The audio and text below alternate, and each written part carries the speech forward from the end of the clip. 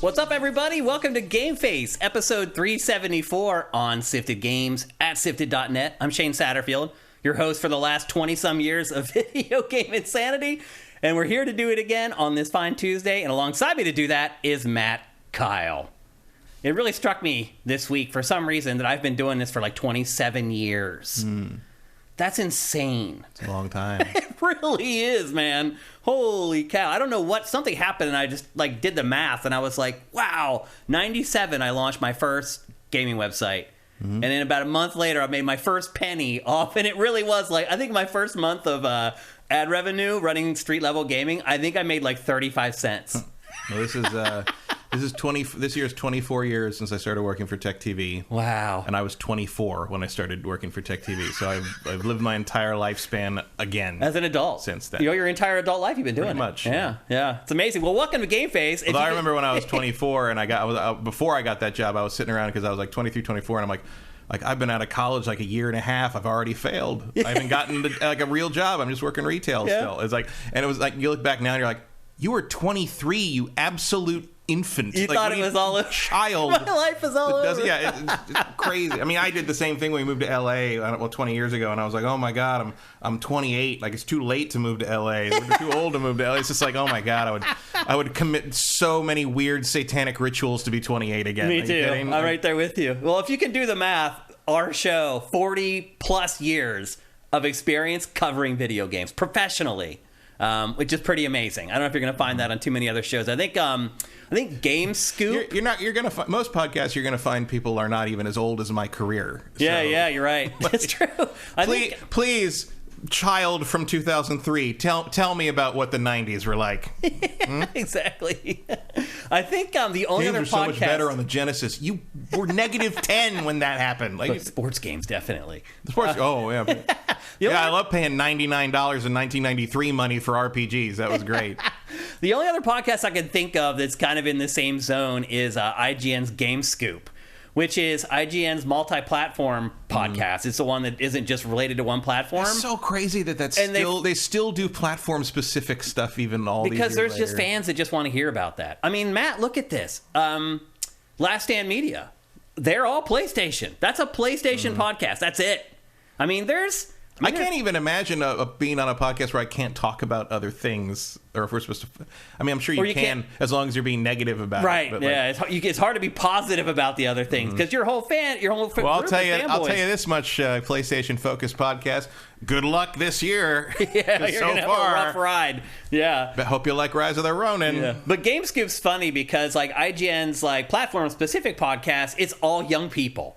And then they shove all the old dudes onto Game Scoop. I'm not kidding. If you want, look at the cast of all their shows. They're all kids except for Game Scoop. Game Scoop does kind of sound like something like old guys would walk in with canes for. Well, it's been around for a really long time. I love those guys, by the way, the Game Scoop crew. I love those dudes. So anyway, there are some other places you can find people with about as much experience as Matt and I, but not many. That's for sure. How's your week been, Matt? All right. Yeah? Yeah. Anything special happen this week? Friday I went to see the Auschwitz exhibit at the Reagan Library. Oh, how was that? Informative. Sobering? Yeah. I mean, it's like, what do you just have to say? Fun? I don't know. Yeah, what word do you use? Yeah, it was sobering's a good one. Like, I tell you, it is different. You know, I'm a big World War II person. I know about the Holocaust. I've read all that. You know, I'm very interested in all that. I'm very well informed on all of that. But I'll tell you, seeing the actual objects in front of you it's powerful. It's crazy. It's like the desk that the commandant of Auschwitz sat behind and gave all those orders. It's right there in front of you. The thing that gets me are the shoes. Empty shoes. There's like they have a red fancy shoe that some woman had that they found on top of a pile. There's a shoe of a young boy, like a very young boy with a sock still stuffed in it. It's like, because the thing about the shoe is like you can tell stuff about someone from a shoe. Yeah. You know, not were they a laborer? Or just how big they were, the size of them, how old they were. And also, it's like the thing is like, no one, especially then, no one goes anywhere without their shoes. You know, like the shoe being parted from the person is like you're never coming back. That's true. And it's so it was a sobering thing. Yeah, that's a good word. I have not gone there personally. Well, unfortunately, it ended on the 28th, on Sunday. Yeah. Also, the day I was there was coincidentally the 79th anniversary of the Soviet Army liberating Auschwitz. Wow. January 26, 1945. Wow. Crazy. So yeah, it was a good day, even though it was at the Reagan Library. Yeah. I've never been there before, and it was so weird. It was such a weird thing. But I will say this. In the entranceway, there's like the big line, the line thing, like snaky line to get in to like check. It wasn't actually that many people there. But I went in and I looked, and the floor has tiles laid down, like stickers on the tiles from like when you had to do social distancing. And I'm like, oh, how did that go over at the Reagan Library? And you're like, okay. Most of the staff was masked. I was surprised. Yeah. And I looked at it, and it has a thing. It says, stand 6 feet apart. As Ronald Reagan said, trust but verify. And I'm like, that's awesome. Like, that's pretty great. Yeah. I thought that was... Because you know what? For all his faults, Reagan did believe in science for the most part. Yeah, but yeah, and I poked around afterwards, and I saw his Air Force One, and you had to walk through the plane, and it was pretty cool. Cool. The funny thing is, you go back to the press section. I'm like, this sucks as much as Coach does now. Like, the chairs don't go back; they're stuck up against this thing, and their phone isn't the security clearance phone, so they just get to talk to normal people. Yeah. To your point about seeing stuff in person and then it hitting home, I went to a museum in Washington D.C. a few years ago called the Newseum. I think it's gone now. I think it actually went out of business, but they had Ted Kaczynski's cabin in there. They had brought the whole I heard cabin. about that. Yeah, I remember hearing the whole cabin with all his stuff was sitting in there, and that's when it hit home for me. You could see his workbench with like gunpowder stains on it, and I was like, "Whoa!" Like you're right. Seeing it with your own eyes makes a big difference. I saw an interesting thing this week about him. Actually, about that situation was called linguistic forensics, and how they figured out who he was because of all the different the turns of phrase he used and all that. And then when they put out like kind of a thing highlighting all those, his brother recognized. The turns of phrase, like, that's my brother, and his brother turned him in. I'm like, that's fantastic. It's like, so when you write your 900-page manifesto, use a lot of expressions you don't normally use. Good luck with that, by the way. Or how we got on all these topics. Or maybe just don't send the police a 900-page letter. Yeah, that might be a good idea. That might be a good way to not get caught if you're going to do that. Anyway, well, welcome to GameFace. It is episode 374. We have a great episode for you guys today. 2 huge games to discuss in today's episode. We're going to talk about Tekken 8. We're going to talk about Like a Dragon Infinite Wealth today. Yeah. But you go find that last conversation we just had on GameScoop. Yeah, good luck. You definitely won't find it there, I guarantee it. Hope you guys have had a great week filled with great games. So I'm guessing you guys have probably started playing Tekken 8 or Like a Dragon Infinite Wealth or both. And those tend to be like the best episodes of GameFace where you guys have had a chance. Or maybe you've already completed Suicide Squad. I don't know. No, probably not. And we'll get to why not here in a minute. Yeah, I didn't get to play that because I got it on PC and it didn't go live until 10 this morning. Yeah. Yeah, PC players got the early access way later than everybody else. Yeah, we'll be talking about that on next week's episode. We'll be talking about Persona 3 Reload in next week's episode. So good start to the year, actually, for episodes. We have had great content throughout the year so far. A couple of these things could have been released like a week ago, maybe. Yeah. We're all piled up on each other. Yeah, here at the end of January, early February, for some reason. They're all kind of stacked together. Everybody got to get back in the office and up and running. And then there's an open beta for Skull and Bones, believe it or not, like the second week of February, and then it comes out on February 16th. So we got some good stuff coming up here on GameFace over the next couple weeks. And don't forget, this is the last episode of GameFace like this. Things are going to be changing for next week's episode. You have to wait and see what the changes are, but the show will be changing a pretty good bit for next week's episode. You guys should be excited to check it out. Again, we'll be here at twitch.tv/SiftedGames at 1 p.m. Pacific, 4 p.m. Eastern, like we are right now. My week's been pretty normal, I guess is the best way to put it. I played a lot of games, spent a lot of time playing games this week. Still got all that family drama going on from the holidays, which isn't good. It's just kind of this thing that's just like sitting in the back of my mind at all times.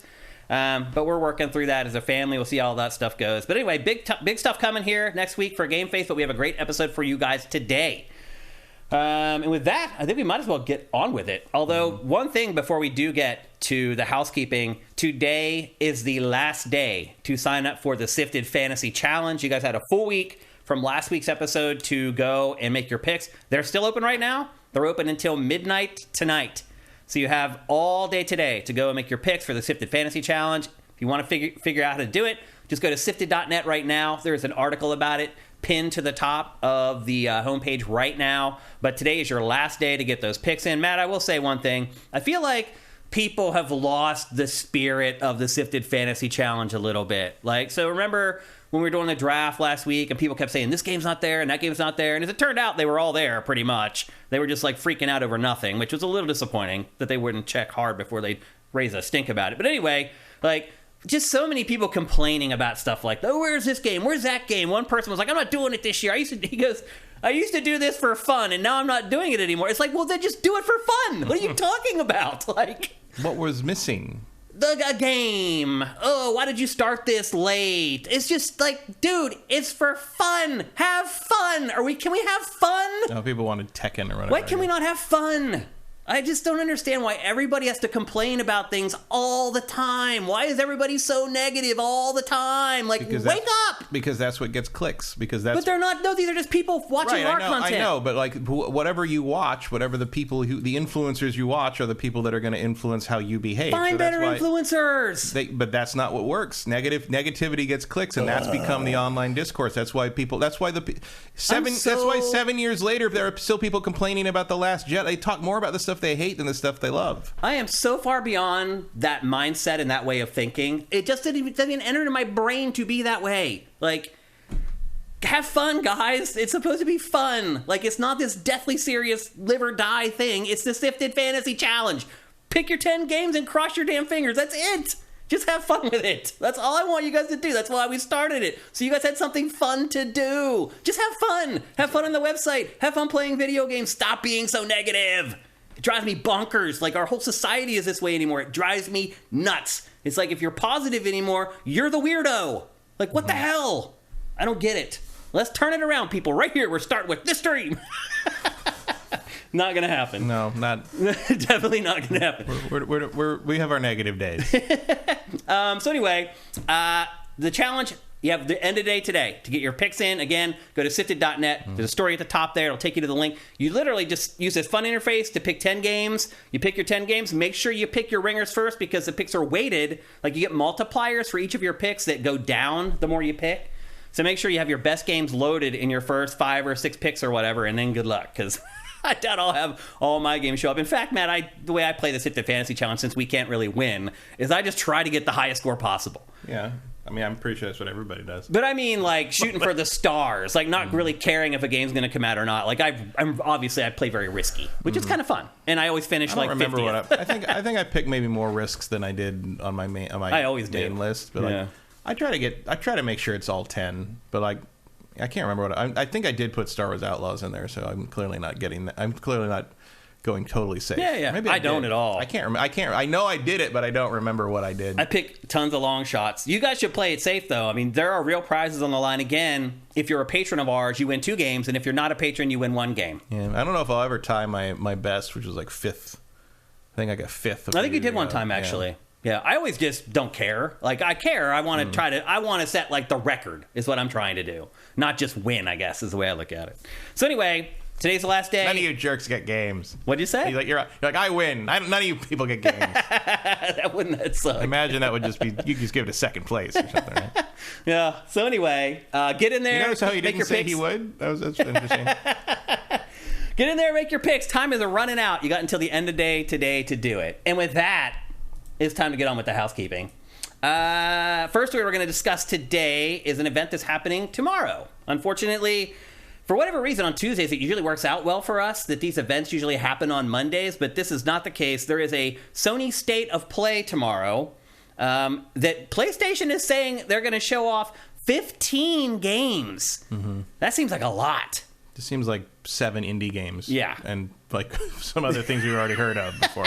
Well, they did give us some hints on the stuff that they're going to show tomorrow. And obviously, Matt and I will talk about this in next week's episode of GameFace, what they actually showed. But just to prepare you guys for tomorrow, and it will be on Sifted as always, they are going to show Rise of the Ronin, which is a PlayStation 5 exclusive, console exclusive. We talked about this. I drafted it on my fantasy team last week. We also talked about it in the PlayStation preview like 3 weeks ago. I don't know if we need to talk about it too much, but it's another historical angled Souls-like from Team Ninja, basically. And again, it is a PlayStation 5 exclusive. It's coming pretty soon. It's not too far away. So they're going to blow that game out. Another game that they're going to show a good bit of is Death Stranding 2. We just got that news this morning that Kojima's sequel will be shown. We don't know what we're going to see, but I mean, this first trailer that they gave us is like 3 minutes long. Mm-hmm. Like, usually debut trailers are like a minute 10, a minute 20. He gave us like 3 minutes, and I'll admit, watching this trailer, I'm not connecting a lot of dots here between this and the last game. Are you?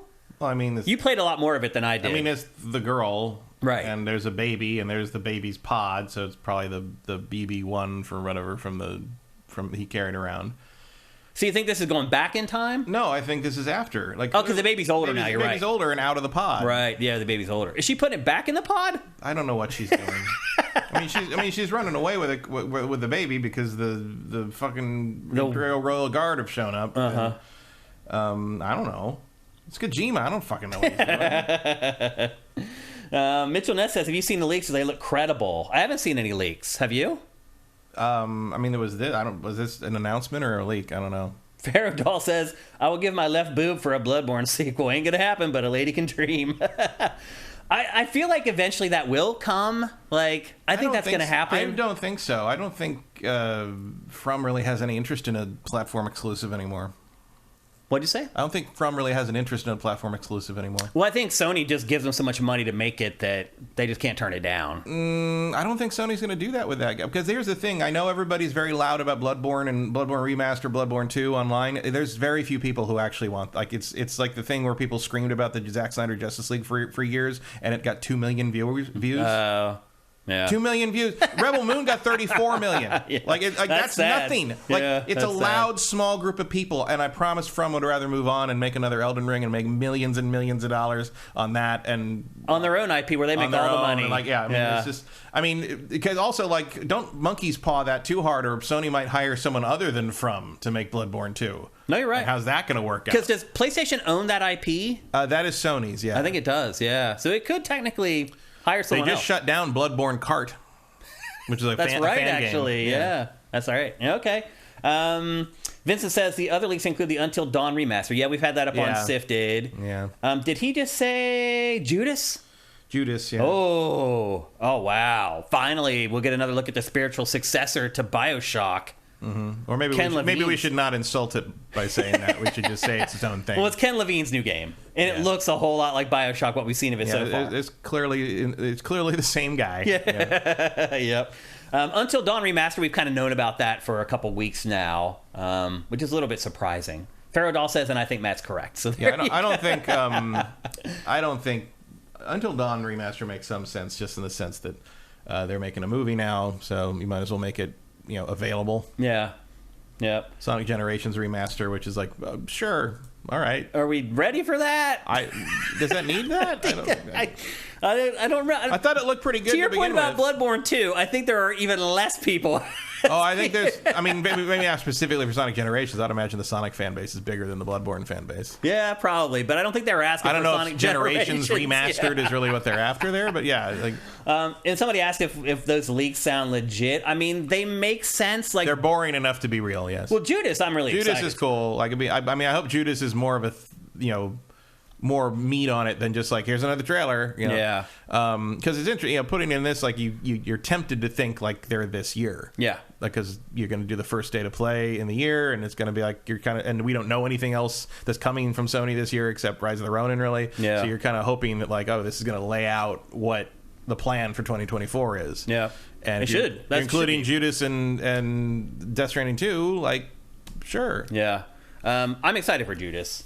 Well, I hope it does the new show Metro up. game. Yeah, I heard about that. A Metro sequel, all in the leaks. Silent Hill 2 remake, they're going to show that again, so maybe we'll get another trailer. Wow, that's looking pretty good. Judas, Rise of the Ronin, Until Dawn, Silent Hill 2 remake, Death Stranding 2, a Metro sequel, and then you're forgetting one, which is, and I have it written down here, Stellar Blade. Stellar Blade, yeah. And people were wondering like why we didn't draft this.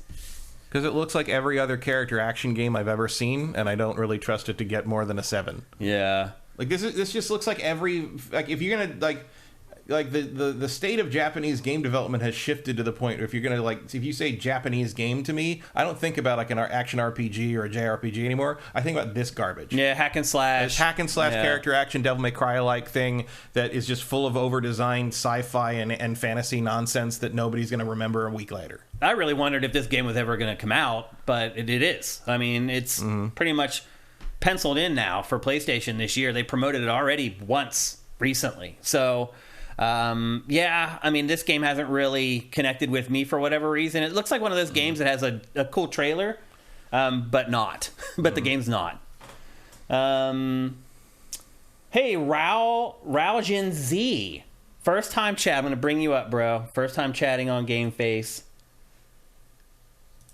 Let's see what he says. Finally rejoined Sifted as a member. Thank you. I usually watch on YouTube a week later and had no idea I'd be waltzing right into a live show, but glad to be here and supporting the show right as it is happening. Thank you, Rojin Z. Or Rojin Z, depending on where you are. Yep. And here's a round of applause in thanks.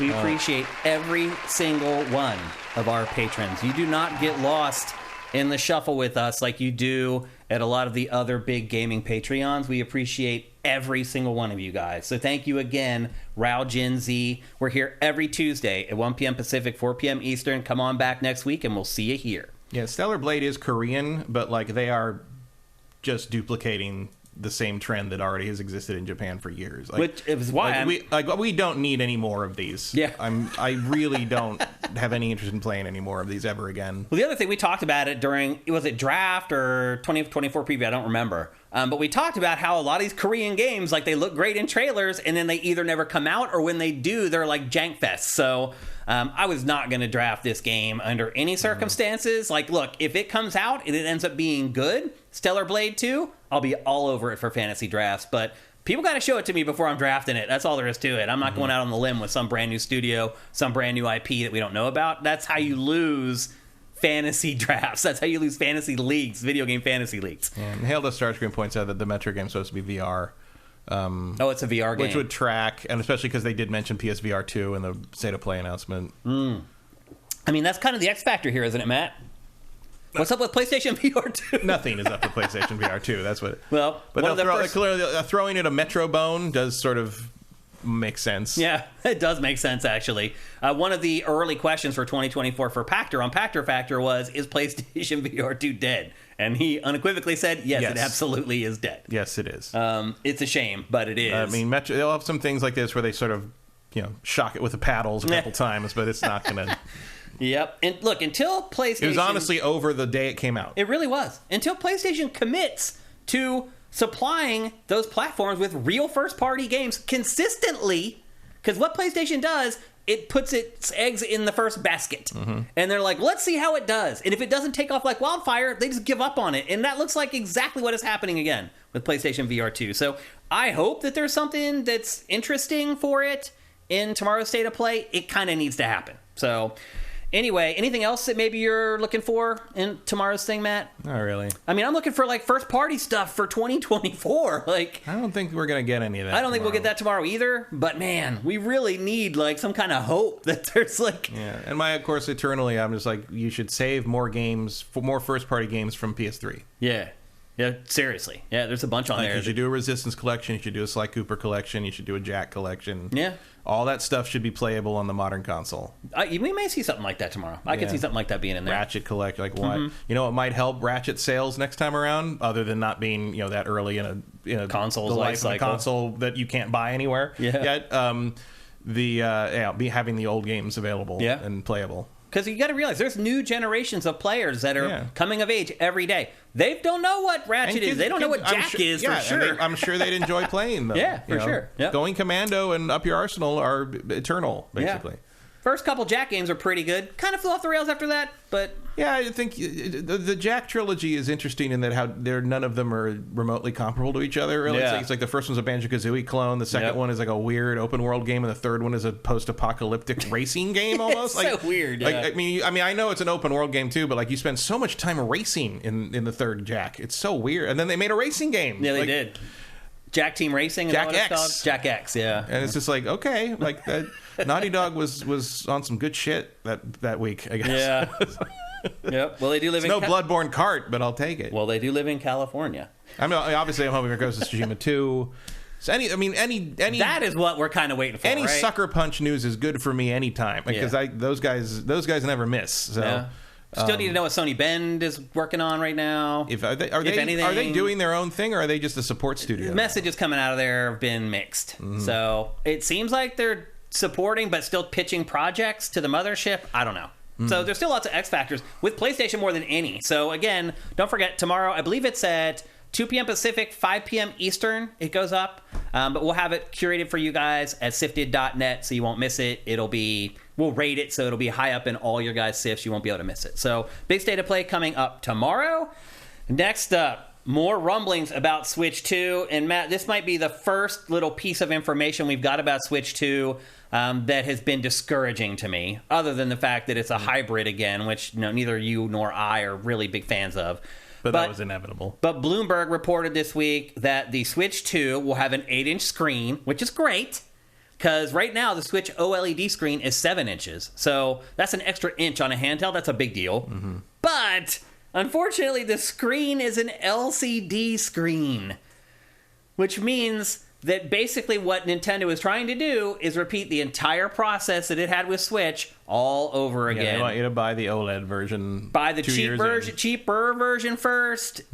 Make those, because here's the other thing: LCD screens, easy, cheap to get. Won't hurt your production. You won't be waiting for screens to show up. Easy to replace. Easier. Yep, exactly. So you go through your whole first 3 years, basically your extended launch period with that model, and then year 3 or 4, you introduce the Switch 2 or whatever the hell it's called, OLED model. The Super Nintendo Switch OLED model. Right, there you go. And they get us to buy it all over again.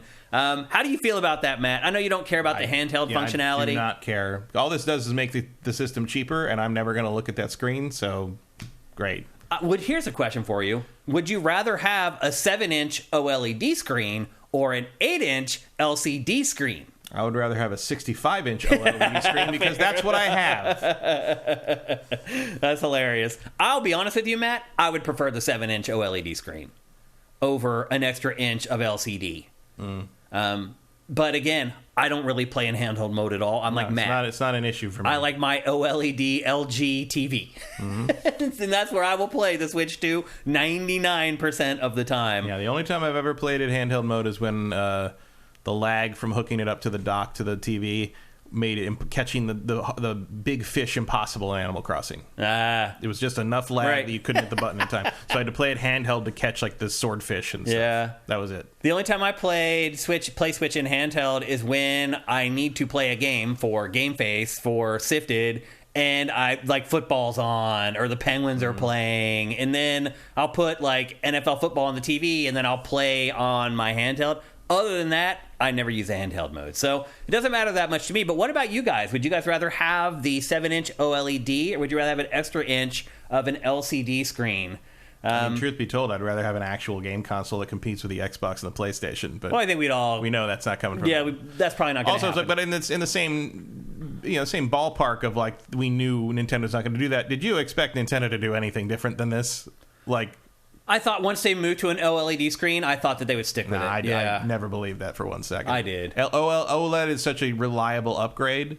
They're always going to go for that. I mean, I get that, but it's like once you go OLED, it's hard to go back. Well, like, you're gonna. I know you're gonna. They're gonna force you to. Like, what are you gonna do? Not play the new Mario game? Yeah. They know. Yeah. They know they got you. Yeah. That's the problem with being a Nintendo fan. I'm just curious why they think that is the right decision. Because they're going to make more money from these people that just go buy a second Switch. I mean, they're going to sell out for the first 2 years regardless. Sure. I mean, they could charge almost whatever they want. But this way, they have a very easy, proven way to get you to buy another one in 2 to 3 years. Yeah. That's it. And I'll be honest with you, I did that. They're a business. They're not your friend. Like, Nintendo sent me the original Switch for free, which I was very grateful They probably also want to keep the price down. But they didn't send me the OLED one. I had to go buy that myself. Yeah. And I did. I went and bought it for the upgrade.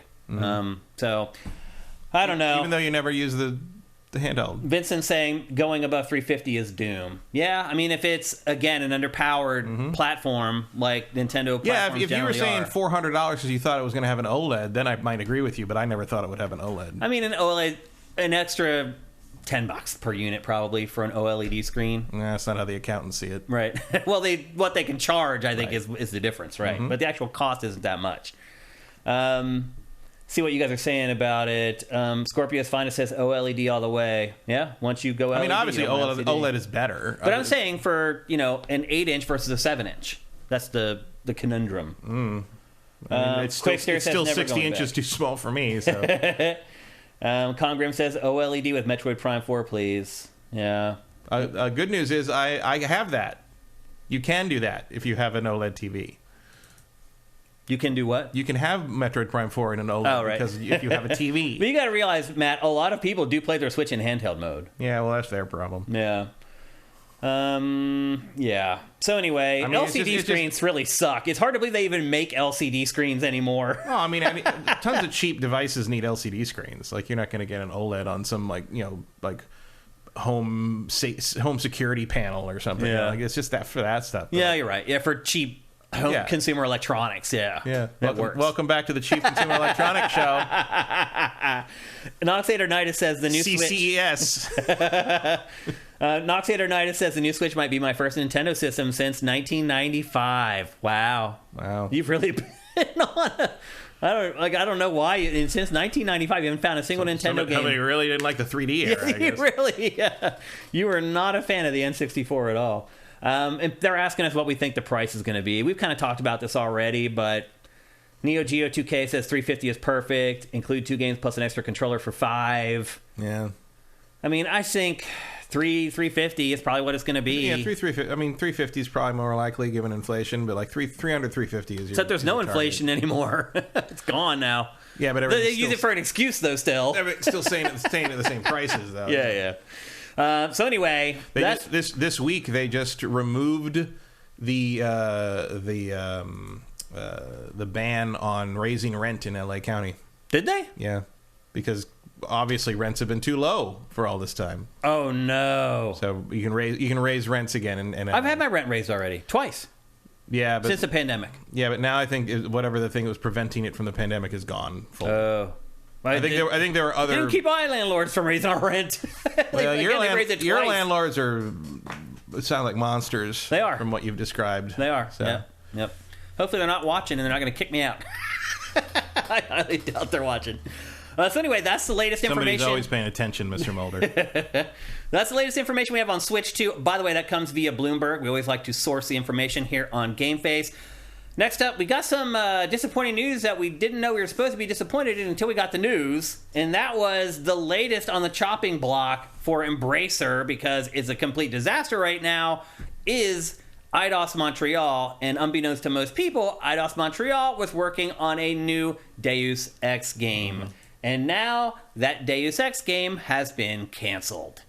I did see a funny thing where some guy responded to this by saying, like, can't the United States and Europe establish things where, protections for workers on this and make sure that this doesn't happen during acquisitions or after acquisitions, And people were like, well, yeah, they could, but A, they won't, and B, that wouldn't have solved this problem, wouldn't have protected this company or this game. And the guy's like, why wouldn't it? Like, it was a whole thing. And finally someone's like, Montreal's not in the United States. Hello. Just like, yes, geography is hard, but and that's pretty some simple geography. Noxatornitis explains, growing up, my friend had Nintendo systems. Okay. And look, I did the same thing. Like, my friend would have one system, I'd have the other, and we'd just trade them back and forth so we could play all the games. So I totally get it. But now you're thinking about buying one. So that's something has happened along the way that's had you motivate you to maybe buy one on your own. Matt? I don't know. I don't think it was taking into account this layoff and a couple other ones that have already happened. I saw earlier in the week, or late last week, over 6,000 people have lost their jobs in the game industry this month. I know. Just in this year. Yep. Just in January. Yeah, it's really bad, dude. It's really, really bad. Here's my question, though. I feel like this may have been a blessing in disguise. I don't know that making another Deus Ex game is that good of an idea. It probably wouldn't have put them through. But again, Embracer wasn't really interested in that. They were interested in promoting these IPs and recognizable IPs and saying, we got a Deus Ex game coming, we got this coming, we got pleasing fans, building buzz. They expected to no longer own the company anymore by the time this game was going to be released. Yep. That was not their concern. I mean, that's what's happening with all these projects. Like they were just saying, well, we have all these games in development based on all these awesome franchises. Why don't you buy us? Yep. And then nobody wanted to buy, and now they're like, well, I guess these games... They could never afford to bring any of those all to fruition without the extra, at least without selling or with the extra funding they were trying to get from the Saudis. Yep. And that's not coming through, so all these things got to go. I mean, let's be honest. I will say the Volition guys formed a new company this week called Shapeshifter. They did. Where they're hoping to, continue. I'm sure we'll get some kind of Saints Row-alike at some point. Probably. Maybe this time with a little more of the Volition magic that was missing from the last one. Well, the crazy part about it is, people are using all these figures of how many people have been laid off in the industry, and they're totally accurate and real. But the truth of the matter is the vast majority of those layoffs are coming from one company, Embracer. Embracer's horrible financial gamble has really crushed that the industry. Was always the issue, and the kind of the prediction is if this doesn't work, it's thousands of people's lives on the line, basically. Yeah, and it's extra funny because Embracer's such a sinister name for something that's doing the irony. All you do is picture an octopus sort of wrapping its tentacles around, gradually squeezing the life out of you. Yeah, I hear you. So I don't know if the new Deus Ex was all that good of an idea. The last one in particular did not do very well at all. Mankind Divided. Divided sold okay, but it sold half of the previous one. So it's it still sold 4 or 5 million copies. Did it sell that much? It was several million. It wasn't a bomb, but it also wasn't the previous game. It was way down from the previous game. That takes 4 years to make. Right, and was also, under Square, and Square, nothing's we good all know enough for Square Square. standards are pie in the sky. This wasn't the top-selling game of all time. It's a failure. Yeah. So what are you gonna do? Yeah. I like the Deus Ex, the modern, the Atom era Deus Ex stuff. But even I was kind of surprised that Mankind Divided came out. Yeah. Human Revolution was a hit, but it's that kind of that subgenre is such a hard sell, and I think it was a hit because Deus Ex had been gone for a really long time, and people like us had talked up Deus Ex for 20 years. I don't think that explains the sales of that magnitude. I think it was popular because it looked cool. Yeah. It looked cool. It looked different, and it wasn't like anything. Cyberpunk wasn't very common at the time. Yeah. And it was and also there was a period of time where you go by. Also, it was pretty good. It was pretty good, and you go by units sold. There was a period where you could get that game for $5 on every Steam sale. So it was accessible as well. Yeah. And Mankind Divided was a little, it was in a more crowded field. It was a little more gray. I thought gold. I thought, remember, the whole thing was gold. It was gold. Yeah. I remember talking to the art director from that game, and he just talked about we chose a color for this game. And then as soon as he said that, I was like, gold. He's like, yep. If you look at that trailer we just showed you, there is gold everywhere. It is the weirdest art style ever. And they had their artist there explaining it to me. I'm like, dude, that's crazy. Well, they did it in the first one, too. The first one is was it? I don't remember that. The first one's kind of covered in a urine yellow sheen. Oh, really? Throughout. Yellow, orange, gold is sort of the color of those games for some reason. Pick their winner there. So anyway, a Deus Ex game that you didn't know existed has been canceled. And truth be told, if you did know it existed, there actually are a few stories about it on Sifted. So if you're a Sifter, you may have known about it or remembered it. Chances are most of the people watching this or listening to this didn't see that on Sifted.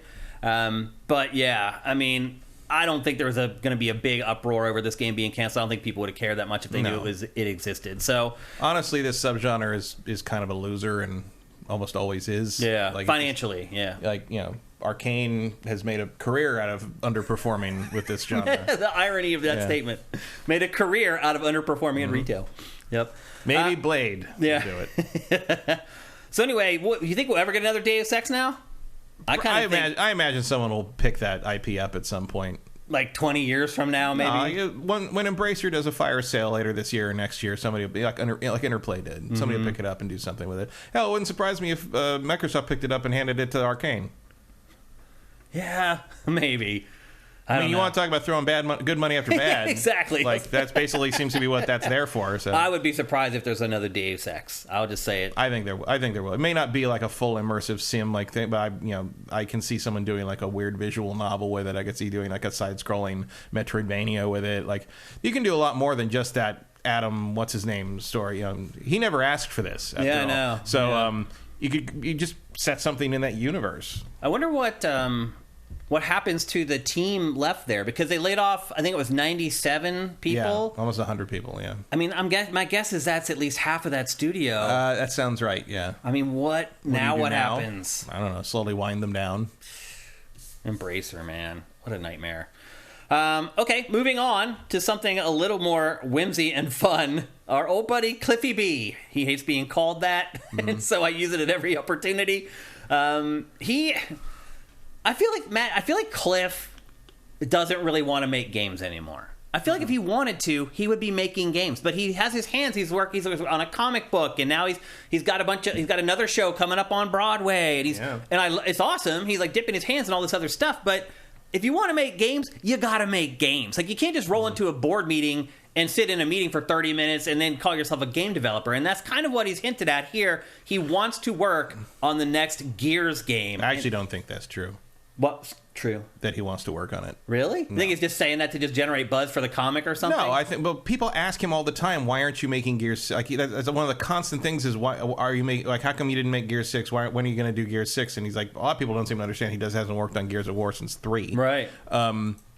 So I think this was in part like because he put up this thing and kind of like a letter, open letter thing on his social media, and to me, it's like he's basically finally kind of publicly saying, it's like, hey, Microsoft, if you want me to consult on Gears 6, I will. And it would probably be good for you if you did, but I'm fine if you don't. Like, it felt like a final sort of like, look, guys, I asked. I put it out there. I said, let's do this. And if they don't do it, what can I do? Leave me alone. Basically. Well, his quote was... Because he's already got, he's fine. Financially, he's fine. Yeah. He can do it. If he wanted to make more video games, he would. Like, he has the money to do it. He has the investors to do it. Like, Lawbreakers isn't going to dry up any of his, venture capital funding if he wanted to do more. But he's a successful Broadway producer. He was one of the people that helped bring Hades Town to the forefront, which was a huge. I mean, he has a Tony, for God's sake. Like, did he win a Tony? The show won a Tony. As a producer, he theoretically might have gotten one. I don't know if he did. Yeah. I didn't know that the show had won a Tony. Show won Best New Musical. Wow. Yeah. That's amazing. It was at the Tonys. It was a great pick. For a first-time Broadway investor, he picked a big winner. He hit the gold and mine. Now anything he picks gets attention because it's one of the guys who backed Hades Town. Right. He's in a good position there. His comic's been well received. There's no reason for him to get involved. Honestly, at this point, doing work on Gears 6 would be a favor to Microsoft more than him. Yeah, well, his exact quote was, if they're smart, they'll hire me to work on the game. He's probably right. Having Cliff out there, if they negotiate to have him out there in the marketing campaign and have him sort of being the front man for PR, that's instant attention. I agree. I think it would instantly put Gears 6 at the top. It would do a lot more for Gears 6 than for Cliff. And even if he did nothing on it, even if he's just there to announce the debut trailer. Even if he's just like a pretty face. Even if he's just the front man. Just having him there fronting Gears again would make a difference. It would be like when James Cameron said that Terminator Dark Fate was his pick for the Terminator 6. He didn't do anything on that. He's just listed as a producer, but it's like, hearing James Cameron say, "Yeah, this one's good," was like fooled a lot of people. So Cliff could do the same here. Yep. So I kind of assume that Gear 6 is already mostly done. It feels a little late for him to be jumping into the fray. I feel like it's probably halfway finished at least. I mean, I don't know what else that. I mean, that's all it does. I think they jumped in and were helping on Perfect Dark. They did change their name to kind of not lock themselves in that hard, so we'll see. But it would kind of surprise me if Gear 6 wasn't coming next year or something. Yeah, if we wouldn't see a trailer at the Game Awards or something this year. It feels like, I don't know, he's getting in a little late on this. I mean, right now it seems like Microsoft is really emphasizing the stuff that is not Halo, Gears, or Forza because they want to show hey, look, things that aren't those 3 games are coming out this year. Yeah. Which is one reason I think maybe we didn't see a Forza Horizon 2 or Forza Horizon 6. Because it's a running joke at this point. Yeah. Yeah. I think I agree. Even though I would welcome Forza. I mean, I'm super excited ready for Forza more, Horizon. for sure. Yeah. Yeah. Oh, by the way, that Deus Ex story was broken by Jason Schreier at Bloomberg. I want to make sure, again, that we source people who break stories. So, I feel like Gear 6 it's too late for Cliff to save it, but it's not too late for them to just sign him on as a quote-unquote consultant. Right. That might be smart. But it's also what are you going to do as a consultant for Gears? It's yeah, that gun should have a chainsaw on it too. Like everything should have a chainsaw. Like Gears is sort of a solved equation. You just got to come up with something that's a story worth telling in a, I don't know, maybe it means like multiplayer stuff more, because that is where he excels. It's I don't know, I just think I don't think like Gears needed like a revamp, or like it was a broken game or anything. I just think it needed to cool off for a while. Raujin Z reminds us that they need to wrap up Kate's story first, and he thinks that they should do it before they bring in Cliff. I don't think Kate is terrible. I don't think the story going on right now is terrible. I just don't think the story is very interesting. It has nothing to do with her. It's just like, okay, sure. The thing about, I do think it might be worth, not Gears 6, but if you want to do Gears 6 kind of completes the second trilogy, and you want to start from somewhere new in another, after that, like that would be a good time to bring Cliff in as more of a brain for I don't think you bring him in now to have him actually do anything on the game. I think you bring him in just to be the face. Yeah, as an endorsement. And then maybe the next game he actually has some creative input on it, but for now, like just having him, at least bring him in and have and be like, okay, we're going to work on Gear 7 now. Like, what are your ideas? As the person who kind of originated this, what are your ideas about where to go with it? Yeah, you can at least hear him. Yeah. So we'll see. Cliff, again, like, Matt and I know him outside of the industry. Like, I'm friends with him on Facebook, and if you're friends with him on Facebook, he's just like some other dude on Facebook. He posts every day, random stuff. Yeah, like I know he has that kind of persona that people perceive, and he did have that kind of public-facing persona of like kind of the obnoxious bro, thinks he's awesome, and he's just like he's really not like that at all. He really isn't like that. He's a really good guy. I have absolutely no tolerance in real life for people who are like that, and Cliff is not like that at all. Yeah, he's a really good dude. He's a good dude. He's lived a life. He's learned his lessons. I always will tell the story of seeing him right after Boss Key started a collapse. It was at Pactor's party, in fact, and he was so upset. Like he was. You could. I've seen him. I can't count how many times, and he's always, Cliff. He's jovial. He's jovial, and he's got a drink in his hand, and he's got his wife with him, and he's hanging out. And he was just sitting on one of those little poofs, like in the middle of the thing, and just sort of like nodding to people. And I was like, "What? Hey man, what's?" He's like, "Man, like it's so hard to be happy right now because he blamed himself for every single person who lost that job and didn't know how they're going to feed their family and all. Like he is not this weird, arrogant dick that people portray him as. He really isn't. Yeah, he's a great dude. He actually tried to hire me to work at Boss Key when I was working on Sifted, and he wanted me to come and be their community manager or whatever, but I had to move to Raleigh, North Carolina, and I was like, I can't do it, man. I'm like, I'm sorry, I can't move there. And I think he ended up hiring Rohan, who used to work with me at Game Trailers, and he ended up doing it. But anyway, beyond that, Cliff is just a really good dude. His persona in the early days of the Xbox 360 belayed who he really is. He's always been a good guy. It was just kind of this weird, like, dude, huge persona thing that just kind of was, it wasn't really him ever. It's really weird how that happened. But that's what happens when you go in the gym for a couple years and you show up and you're all jacked up. Yeah. People are like, and he wanted to be, he wanted to be a star, and he wanted the attention and the fame and like this. And he got it. He found a way to get it. Yeah. But I'll always remember coming in because the first year we were here at for G4 was the year they did G4 like a week before we moved down here or something, and that was the year he was on and did the whole thing where he said seriously like 4,000 times. And when one of the first days we were down here, Kevin Pereira had cut together a whole montage of him saying seriously, like set to like techno music and like sent it out, and he's like, oh my god, and like Cliff thought it was really fun, and like that was like I think the first time I really had any kind of glimpse of Cliff outside of the persona, and it was like, and he thought it was really, he's like, oh my god, I was so stupid, like he had humility about it, and he had a sense of humor about himself about it, and it was like, oh okay, this guy is not this facing persona. This is a real person. Yep, Cliffy's good people. Don't second guess that for a minute. So anyway, we'll see what happens with Gears 6. My guess is we'll see an announcement of that game before the end of the year, probably released next year.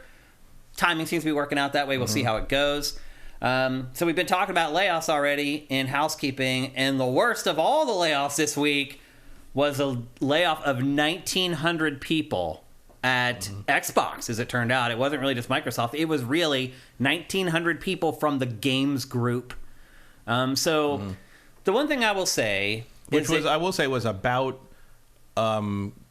estimates of how many people would end up losing their jobs after that merger was about that. Oh, it was? I thought it might be less. No, honestly. the estimate was like, I think it was 20% of like the crossover like overlap stuff. Yeah. And the estimate was something like 2000, 1900 to 2000. It was like I saw an article from when the merger was being litigated, and as one of the downsides that was listed, and the estimate was like within like 50 people. Wow. It was like there's a math to this that is expected, but it doesn't make it suck any less. Yeah, I hate to say it, but like unfortunately, when one company buys another company, this happens every time. And I saw people going like, "Oh, that's why the FTC and everyone should be preventing these."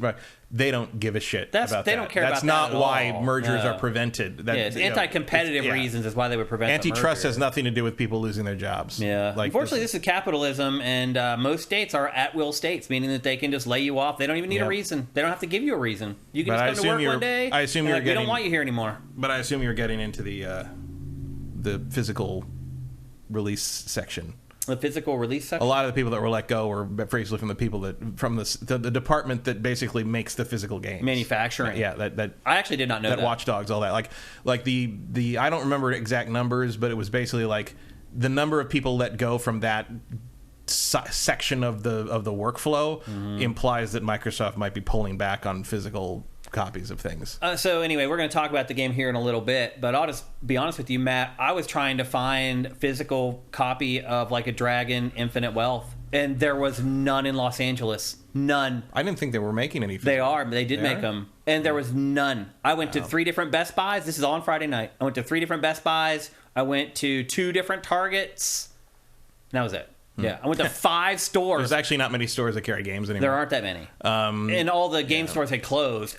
Dude, they didn't have it at GameStop at the mall. GameStop never gets anything anymore. I couldn't believe it. I went to get Midnight Suns like 4 days after it came out to give people for Christmas. No, I had to go to the one down like on Western. Like it was. They're like, they didn't have any copies of it. They told me gone. They're like, well, when does this come out? I'm like, it came out today. And they're like, well, they look in their computers, like, oh, copies are coming in on the 31st. I'm like, what? I could not find a physical copy of the game. I just ended up buying the digital version. Because it's not worth version. paying for the extra shipping speed. Yeah. Because no one buys physical games in stores anymore. I couldn't believe it. I was shocked. The other game that's happening too, by the way, is another code. Oh, really? That Recollection? Yeah, Switch. that thing, the physical copies they underproduced it hugely, and they came back on Amazon for a day or so, but they were gone from Amazon in like an hour. Wow. So if you can find a copy of a physical copy of the Another Code Recollection, pick it up because that thing's going to be worth something. Don't open it. Yeah, don't open it. Yeah, it's going to be worth something. Yeah. It's going to be one of those collector's things when people are trying to build a complete Switch collection like 10 years from now. They're going to be charging $300 for that. You're probably right. That's a good point. That's your financial tip for the day. So anyway, Xbox laid off 1,900 employees, and we're not scoffing at it or saying it's not a big deal, but it is just how business works, unfortunately, because what happens is y'all gotta unionize. That's part of it. Developers gotta unionize. But unions can't stop layoffs. They can't stop this, but they could help make things. Also, make it better. They make it better. Also, almost no one in a union got laid off in this. Really? And earlier they were saying no one from a union, but then later there were some people. I can't remember the union name. GWA, I think it was. Game Workers Association or Alliance or something. Yeah. They were claiming no GWA members got laid off in the Microsoft layoff, and then a couple people who were part of it claimed that they were laid off. They were laid off. So there's some dispute on that. I mean, look, but if you have the vast majority were not union. If you have a mixed staff, union and non-union, you're going to err towards laying off the people who aren't union because you don't want to deal with the hassle. Deal with the union. Yeah. Like eventually the union's going to fold. You're going to be able to lay the people off anyway, but you're going to have to go through negotiations and process with the union, and it's just easier to just lay off the people who aren't in the union. I can totally see that happening. Yep. But again, what happens when you merge these companies is that like your company has an HR department. This company that just bought you already has an HR department as well. They're going to get rid of your HR department. They're going to get rid of your marketing department. They're going to get rid of your maintenance workers. All those redundant jobs, they're going to get wiped away. And 9 times out of 10, they don't keep the person who's coming with the new company. No matter how much of a rock star they are, they keep their people. So unfortunately, we knew this was coming. I'll be honest. 1,900 seemed. I didn't expect that many. I thought it'd be like 1,000 max. So I was a little shocked to see that it was almost double what I thought it was going to be. I mean, it is a big company. It is, but not surprised that it happened at all. Unfortunately, this is just capitalism, people. I hate to say it, it just is. It's the way it works. And again, with very little mitigation. Yeah, and you have as workers have like no rights unless you're in a union. You're an at-will employee, meaning that again, you can come to work. They can tell you to go home forever, and they don't have to tell you why. Nope. They don't have to give you or even give you a reason. They're just like, get out. We don't want you here anymore, and that's it. So, unfortunately, one of the downsides of capitalism is stuff like this. I would say, like, I hope that people land on their feet, but Matt, there's no jobs for all these people to land on their feet. Well, there's definitely not 6,000 jobs out there. I just wonder what's going to happen to these people. Are they going to start working just in regular software development? A lot of developers do that, yeah. I know several people, some of them from Ubisoft, when they couldn't take it anymore at the Ubisoft places they were at, and they quit, and they couldn't find another game dev job in Montreal or Toronto. So they just started working in databases. They started doing programming for banking software or whatever. And the truth is, they'll make more money. Well, they did make more money, and it was, but I mean, they were bored. But like eventually, like someone would come along, like one of their previous coworkers would come along. When they have either they'd started I need a developer, and they hey, I want you to come work, and then they go do that. Yeah. So basically, they go down to the programming of boring software for a while, because you can do either. But like obviously, their passion is video games. And they want to do that. They wouldn't be putting up with all this bullshit if they weren't so a lot. That's kind of what happened. It's sort of like going back down to the minor leagues. Yeah. Well, but again, in most cases, you make more money working in the other sectors of their industry. Or if not, then it's not going away. Yes, that's the big thing. It's stable, reliable. Yeah. You don't have a project, and when it ends every 3 years, you're like probably going to get laid off. Although to be fair, a lot of people probably thought the same about working at Activision or Microsoft. That's true. So, yeah. I mean, you talk about things that aren't going to fail. Yeah. And it's not that they did fail. And again, if the merger, when a merger like that happens, and you're in one of those, there's clearly tons of people did get taken by surprise. Like, I think a lot of the stuff on Microsoft's side was not expected. Yeah. But like, if you're in like HR or whatever in Activision, you're like, the instant that conversation starts happening, you should start send your resumes out. Yeah. Yep. So anyway, we, as always, and I know how it feels. Like that was what happened to G4. I was here. I was in San Francisco when the .com bubble popped. Yeah. I had moved all the way up to San Francisco. I went through it twice. We went through Tech TV being bought by Comcast, and then when Comcast and NBC Universal merged, G4 didn't survive it. Yeah, that .com bubble pop in San Francisco. That is one of those moments in time that it sucked because I was a part of it, but I'm also very shocked that I was there to see it. Mm-hmm. Like, just being in San Francisco in 2000, like, I don't think there'll ever be a time like that again anywhere. That was remarkable. Where there was just billions of dollars flooding that city for the dumbest ideas ever. Mm-hmm. And it was just a party. Are you saying pets.com was a bad idea? That was actually one of the good ones. But there were not enough pets.com. Didn't survive. Like, it was amazing. It was a crazy time. It really was. But again, they laid off at CNET. They laid off half of the freaking staff. I had a bunch of friends who were in tech and all that stuff. One of my friends was in tech. He got a job it was a company that invented thumbprint scanner. Like anything you'd use like a fingerprint scanner for security, he helped invent that. Like he was right out of college, right when we got out of college. And he was there for like 20 years, and they laid him off like 6 years ago. Wow. And I'm like, he'd been sales for them forever. And he's like, I don't know how to apply for a job anymore. Like they changed that since I last did it. But I remember at the time, all my friends they were all MSSC certified, and they were all like, they were working in tech things and consulting things and network databases and Mm-hmm.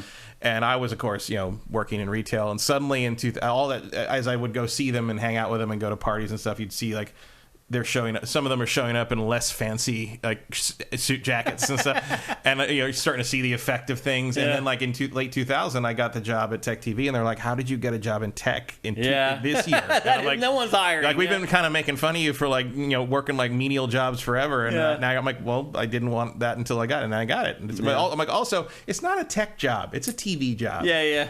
And believe me, difference. There was money in covering the collapse of the .com. But like Tech TV kind of blew up. It did. Because Paul Allen bought them, and all of a sudden that was like your story. That was some of the best tech reporting in the world. It was. I mean, it was an entire technology TV station. 9 hours of live TV, all about technology. It's really crazy. Over and over and over and over again. I heard that over and over again. Every single digital camera you can think of. At CNET, it was there wasn't even any discussions. Like, it was just last in, you're out. Yeah. So they just basically, what were the last? We need to cut 50%.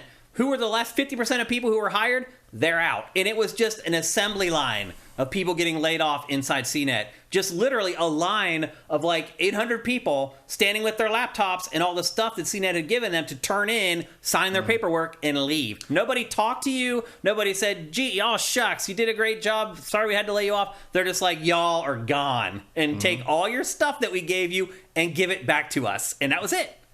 That's all there was to it. Farrell says it's weird that I remember pets.com existed, but not what it did. It was literally a pet supply delivery company. Yeah. You would order something pet related and they delivered. It was literally chewy.com. Yeah, it's like there's like 5 pets.coms right now, but at the time no one understood why you'd want to do that. There's so many things that are way ahead of their time. And they didn't have a financial model to deal with the cost of transporting it from here to there. Right, that the was delivery parts, yeah.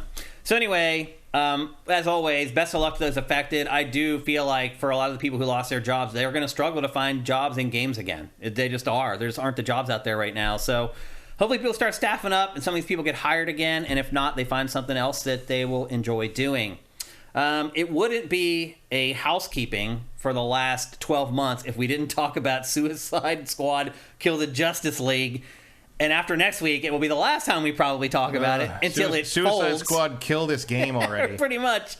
But again, they've managed to make news for another week. And not for... Is it going to help them in the sales? Probably not. So probably Although they've managed to keep reviews down, so... No reviews yet. Yeah, because they didn't send anybody codes. Yeah.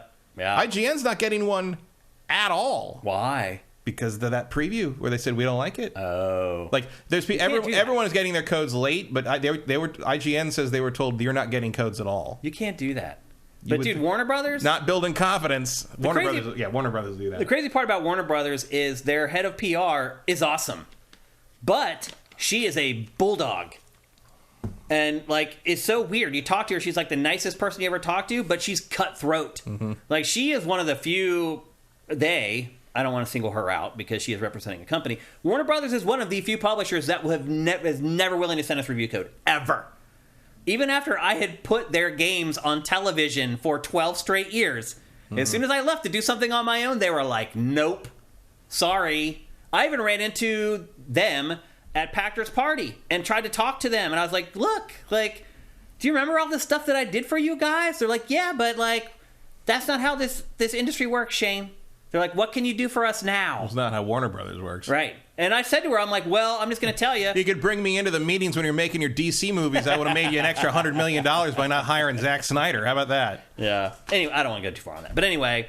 That's obviously not their purview. Warner Brothers is hard to work with. Warner Brothers has a lot of bad decisions coming from very high up on the way down. And that applies to all their departments. It's true. Yep. So, who knows? So anyway, back to Suicide Squad, the game. This week, if you had paid an extra, was it $30 like everyone else? Something like that. It was $100 for the... So if you pay the extra $30, you get to play the game 3 days early, but... Except... Unless it's a game being published by Warner Brothers. There was a bug in the beta, or the early access, that finished the game automatically.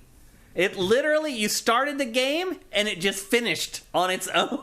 It's amazing. It really is. It's almost like somebody on the inside was like engineering it or something. It's really bizarre. But anyway, so the early access period that people had paid a bunch of money for, is it working now? Like finally today, I think it started working, or yesterday? I think for the consoles, I think it went up late yesterday. Yeah. So it is finally... for PC, I got it on PC, and that doesn't go live. It didn't go live until 10 this morning, and I didn't have time to play it, so... Yeah, I mean, it's a shame that this is Rocksteady that's been dragged into this debacle, but... Well, they made it. They did make it, but I do wonder how much influence there was from outside sources on this. I don't know, like... I hope there was a lot. Because I want to give Rocksteady the benefit of the doubt. It just doesn't... Like, imagine being shown this game in, like, 2015 and being told this is Rocksteady's next game. Yeah. And other than a license, you're kind of like, what? Well, back in 2015, people might be like, that looks cool. But now that we've played so many games as a service... Sure, yeah. But it's just like, yeah. So there's little things where it's like there was a cutscene I saw of a pivotal moment where Harley shoots her revolver, and she shoots her revolver twice, in a big scene, and there's everything goes slow-mo and heightened and everything, and you hear the shell casings hitting the ground twice. It's a revolver. Revolvers do not eject shell casings. What are you doing? What are they doing? Why? Again, the Duck Consulting Agency. And then on top of it all, they announced the first DLC character for the game, and that is Joker, who is dead. Well, he's an Elseworlds Joker. The big question continually is, why is this set in the Arkhamverse? Well, I don't know. Why did they? And the big thing the last day or so has been people complaining about how this is Kevin Conroy's last performance as Batman, and the scene with Batman is kind of awful. And I don't really. I mean, it's not like they. Danny T. Monahan says easiest speedrun ever. Yeah. Yeah, that's gonna be a hard one to beat. But it's like obviously they did not record Kevin Conroy's lines knowing this was the last time he was ever gonna play Batman. That's not a useful criticism of the game. Yeah. The thing is, why is this how you send that version of Batman off? Why you go through all this stuff in 5 games, really, if you count Blackgate, you go through all this stuff with this version of Batman, this character. And this is how that character winds up? This is how you wanted to close that down? And I know there's things that happen near the end that sort of mitigate some stuff, but if you're already going to use an Elseworlds Joker to avoid bringing Joker back, how many characters they're bringing back to life here? And then they have to retcon the thing where the other version of Deadshot was an imposter and this guy was in jail the whole time. But Deadshot, if you count Origins, Deadshot has the imposter Deadshot has been being Deadshot for 20 years. At the very least, they're just Deadshot 1 and 2, right? It's why not just set this in another universe where you don't have to worry about that? Also, how does this Harley equate to the one that was in the Arkham games, who was basically a moron? I know. It doesn't work. It really doesn't. It makes no sense. But I will say this, Matt. I have a morbid curiosity for this game. I actually can't wait to play it. Well... just to see what it ultimately is after all the talk, after how many times we've talked about it here on GameFace. It's just Borderlands with the DC license. Yeah, it does seem that way. But we'll be talking about this on next week's episode. AJ the Legend asks, did you see the commercial for the game yet? It's actually pretty funny. There's a line in it where one person goes dibs on Batman. All right. But do you don't get to play as Batman, do you? No. You're fighting Batman. Yeah. He needs dibs on Batman means one of the Suicide Squad people says that to kill because they get dibs on killing him. I thought it was a human player playing the game saying I got dibs on Batman. I think it's either Harley or Boomerang says. Gotcha. I haven't seen the commercial. So the only thing I saw with Boomerang is that apparently after they kill Flash, he pisses on his corpse. Oh, because that's how edgy we are in this game. That's definitely edgy. And it's there's other people trying to defend this thing by saying whoa, how shocked everyone is that you kill the Justice League in a game called Kill the Justice League. It's there's something to be said for execution, kids. Yeah. You can do this concept and not be embarrassing while you're doing it, and a lot of this is just embarrassing. Well, not much longer. Which is weird because I was thinking early on, I'm well, even if I don't like the game, the story will probably be pretty good because the DC games generally have a pretty solid story that they bring in people from the animation team and stuff. This just looks thoroughly unpleasant to me. The clips I've seen. King Shark is funny. The King Shark. There was one thing with them where they're being transported in, strapped to gurneys or whatever, and for some reason Deadshot says Captain Boomerang, you kangaroo face ass looking face or something, and King Shark goes, because you're from Australia, and I'm okay, that's fun. All right, that's pretty good. Funny. All right, but I hope there's more of that. It's so weird, and this you've never seen the Justice League before, and apparently this is their first mission in this universe, and they fucked it up this badly. It's such an odd choice to make this game and take 8 years to make. There's a point where the point where you could say if you could have gotten this out in 2017, even 2018, when the Suicide Squad or when games as a service were just starting to ignite. I'm talking more. I don't care about the games as a service thing. I mean that's been happening for as long as whatever, and it's going to continue happening until people learn their fucking lesson on it. I'm saying that Suicide Squad is an irrelevant fucking license right now. It is. Nobody gives a shit about anyone in this except Harley. Yeah. And that's only because of Suicide Squad from 2016. That movie was 8 years ago. That's hard to believe, actually. It's been 8 years. They've been working on this game almost since that movie came out. Right, yeah. And it's if you could get this out in 2017, 2018, when everybody was dressing as Harley Quinn for Halloween and shit, it would have felt more like you were striking while the anvil was iron's hot, right? This just feels like who's still doing? I mean, there've been 2 Suicide Squad movies since and like it's not like I dislike the James Gunn one, but it's like it just feels like that was a past era. It feels like that's not the time for it. Yep. And it certainly feels like why do I want to use a minigun when I'm a giant shark? I hope I can just bite people's heads off, because that's what I'm going to do. It looks like a finishing thing or something, maybe, but most of the gameplay is shooting things. Yeah, I know. A shark with a gun. Yep. Well, we did get some news this week, moving on, from CD Projekt Red. And at first the news was that CD Projekt Red is considering multiplayer for the sequel to Cyberpunk 2077. Which I was like, why? Did we try that before and we canceled it? Yeah, I'm just like, why? But then really the big news that came out of it was that CD Projekt Red also shared that The Witcher 4, which is not going to be called The Witcher 4, it doesn't sound like, but the next Witcher game is going into full production here in like the next month with 400 people. Is that enough, Matt, to make the next Witcher? 400 people? I would hope so. Yeah. I mean, that's a Ubisoft team. Yeah, it's a Naughty Dog team generally when it's all said and done. Give them 3-4 years, and there you go. You think? I bet you it takes longer than that. It might. Although full production, maybe not. They've already done all the pre-production. Full production means you're just staffing full up to just start churning it out. Yeah. So I would say it's 3 years out. Yeah, you may be right, actually. That sounds about right. So 2027, maybe the end of 2027? I'm going to guess this is a tail end of the generation, maybe even early launch. Of the next one? Hybrid. Yeah. PS5, PS6. Mm-hmm. Still a lot of mystery around the game. All we know so far is that like Geralt is not going to be the main character. Geralt will not be the playable player character, no. But he's the voice actor's still working on it or something. Yeah, so he's still involved. He'll be in some it. Way. I'm sure he'll be in it. How weird to just rub elbows with him and not play as him. Yeah. I mean, the universe is bigger than that. Yeah, so it definitely is. I mean, the show is. And the one thing, I mean, people love Geralt. I mean, obviously, these are the trilogy is about him. Everybody loves Geralt. But if there's one thing I see requested is sort of beyond the scope of what these games did, is that people want to make their own Witcher. Yeah. And you make people make their own Witcher. Cool. That's really the last thing left to do here. Yeah. I imagine they're going to do BioWare style. You make your own Witcher, and it's just that Witcher will just slot into whatever the character is, kind of like Shepard style. Mm-hmm. That would be how I'd approach it anyway. And I'm sure you'll run into Geralt and a bunch of the people that are in this thing, Netflix is going to be pissed off. Netflix doesn't... like, how can we make another season on the show if the game is like create your own character? Well, Netflix, that show will be long gone. It will, yeah. So. I was just making a joke. A bad one, but a joke. And remember, the Netflix thing is a book license, not the game. Oh, right. That's right. Which makes a big difference. Two separate things. Yep. It makes a big difference, for sure. It's interesting to me that it's interesting to see when the book license hits and when the game... Because the game stuff, the rights to the game stuff is different. And all the board games use the video game license. Mm-hmm. And all the other stuff uses the books. Interesting.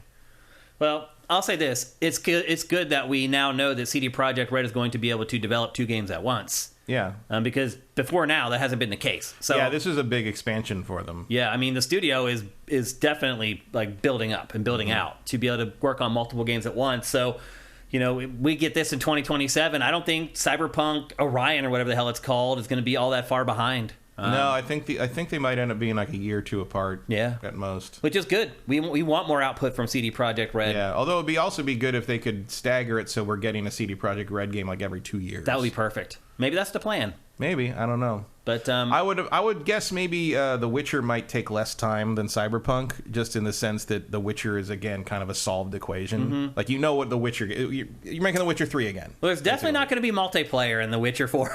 No, I would hope not, but. They've talked about it. They have. And at most, I would say that should be like 2-player co-op. Yeah. I don't have any interest instead of doing something like they did with Assassin's Creed. Yeah, I can understand why Cyberpunk sort of tempts you into doing some kind of competitive multiplayer thing. Mm-hmm. But again, I don't... All the gadgets and everything. There's an element that's just like, you know what, guys? You're doing just fine without that. Why not just focus on your strength? Yeah. I'd much rather them do that. It's sort of like Naughty Dog. It's like... You clearly don't need multiplayer to bring people in to sell 10, 20 million copies of this thing. Yeah. So why risk? Why get on that high wire? Yeah. Yep. I hear you. So anyway, CD Projekt Red kicking things into full gear to bring us more video games that we can't wait to play. And then finally, our last topic for today's housekeeping is something that I've been hoping for a really long time. It is finally coming to fruition. I have no idea why it took so long, but finally, the platform holders are taking on cheating in Call of Duty. I've talked about cheating in Call of Duty several times here on GameFace. As someone who plays Call of Duty multiplayer, it drives me bonkers. I have people that will like message me and they'll be like, I play all the time, I don't see any cheating. You don't know what you're looking for if you're not seeing any cheating in the game. Obviously, it's a problem if the console manufacturers are trying to stop it. I like it when you see people post clips of like, how did I miss that guy? And it's clearly like their aimbot didn't work right. Yeah. And because they're tracking somebody through a wall and suddenly it just misses them. They're wall hack. And it's like, you are so flipped around in your head that you're literally posting a video mad that your cheat bot didn't work. Yeah. I mean, if you want to know how you catch cheaters while you're playing, watch the kill cams. If all of a sudden the player in the kill cam spins around and starts sprinting in your direction and shoots you, and there's no radar, and he doesn't have a heartbeat sensor, he's cheating. He's using wall hacks to see through the walls, and he can see you coming even though you're separated by like 10 walls. If you find somebody who has their aim like off in the sky and all of a sudden it snaps to your head and shoots you in the head, they're using an aim bot. It's not that hard to spot. It's obvious. Now, when I say it's prevalent, I mean I catch, if I play for an hour, I'll catch maybe one person cheating. So that's how prevalent it is. It's not like every match, everybody that's playing is cheating. But if you know what to look for... Although on PC, it is almost everybody. More, yeah. And I have turned off cross-platform play in this game to get away from the PC players.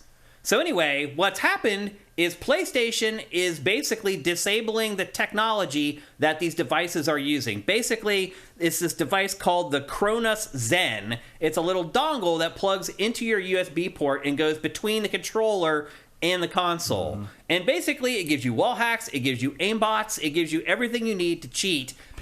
I love the idea that people spend money to do this. Yeah. Like you bought a device specifically to cheat in Call of Duty. I talked to one of my nephews over the holidays, and he's a huge Fortnite player, and he was talking about aimbots. He's 9 years old, and I'm like, "Why are you cheating?" And he's like, "Because I want to win, and I want to be good." And I'm like, "But you're not good. Yeah, it's not being good. It's not good." I'm like, if you have aspirations to someday actually be like into esports or whatever, you're a fraud. You're gonna get exposed. He couldn't even compute it. He's just like, but when I go to school the next day, everybody's like, "You killed me 15 times." Like that's all he cares about.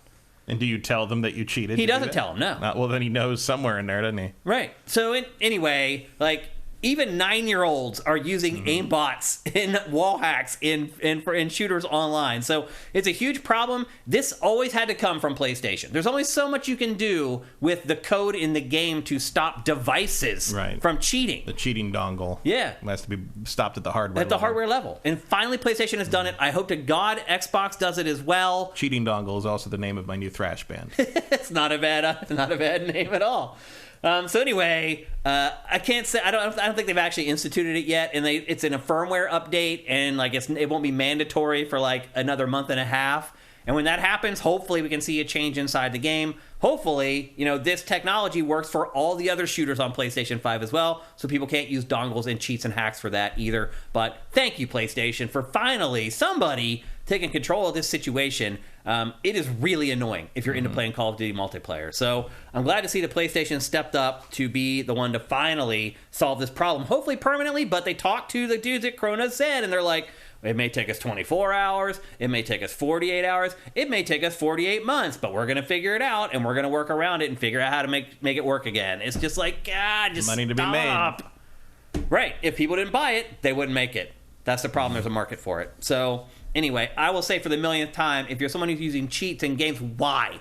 It's doing you no good. Like, I get my nephew's excuse on some angle where he's like, oh, I was playing Fortnite with my buddies last night, and now I get to go to school tomorrow, and they could all say, oh, you kicked my ass. Like, at least that makes sense. But if you're just like an adult who doesn't go to like school every day to brag to his friend, like, why? It's just crazy. I mean, part of it's imagining pissing someone off like that. Maybe. Seeing me angry. Yeah, they're like, oh, that's what I wanted. It goes back to what I was saying to start this show. like, just the overall just malaise of the general population anymore. Negative, make somebody angry, I get schadenfreude from you. It's just awful. So, anyway, kudos to PlayStation for taking that big step. I hope Xbox follows suit, and I hope, most importantly, that as these cheat devices start figuring out ways to work around it, that the hardware manufacturers keep on it, and they keep making sure that they can't circumvent the firmware that they've installed on everyone's console. So, be interesting to see. I'm just glad that finally somebody's doing something about it as a big Call of Duty player. Hail to Starscream says, Cronus will absolutely circumvent this. They just use the DualSense as a bridge to the console. It's pretty much impossible to block that. Well, they did, so it's not impossible. Well, I think he means block it permanently. Like eventually they'll figure out a way around it again. Yeah, you just change the way it communicates, and then Sony can change that. It's just to be an arms race. I think the idea, though, is that you make it so it works, it doesn't work, it works, it doesn't work, it works, so that people don't want to buy it. Right. Because they're like, what if they do solve it permanently? Right. Well, I think what will happen is that Kronos will start making versions that can be firmware updated. Maybe. Yeah. A dongle, you plug it in your PC. Stick a mini SD card slot in it, and you just upgrade the firmware. Right. I think that's your next move there. Yeah. JM Rain says, I don't hate cheats in single-player games. I love the power fantasy. Me either. I have no problem with cheats, man. Like, dude, you want to play with all unlimited ammo, all rocket launch? I don't care. You're playing single-player. It's when you're playing against me online that I have the problem. And to hell to Starscream's point, yeah, they'll circumvent it, and then I hope PlayStation borks it again, and they end up in this loop where people stop buying it, and Cronus eventually is like, this isn't worth it anymore, and it goes away. That's best case scenario. But we'll see. So anyway, just very happy that at least one of the console manufacturers cares enough to try to make a difference, at least for a little bit. We'll see how it goes.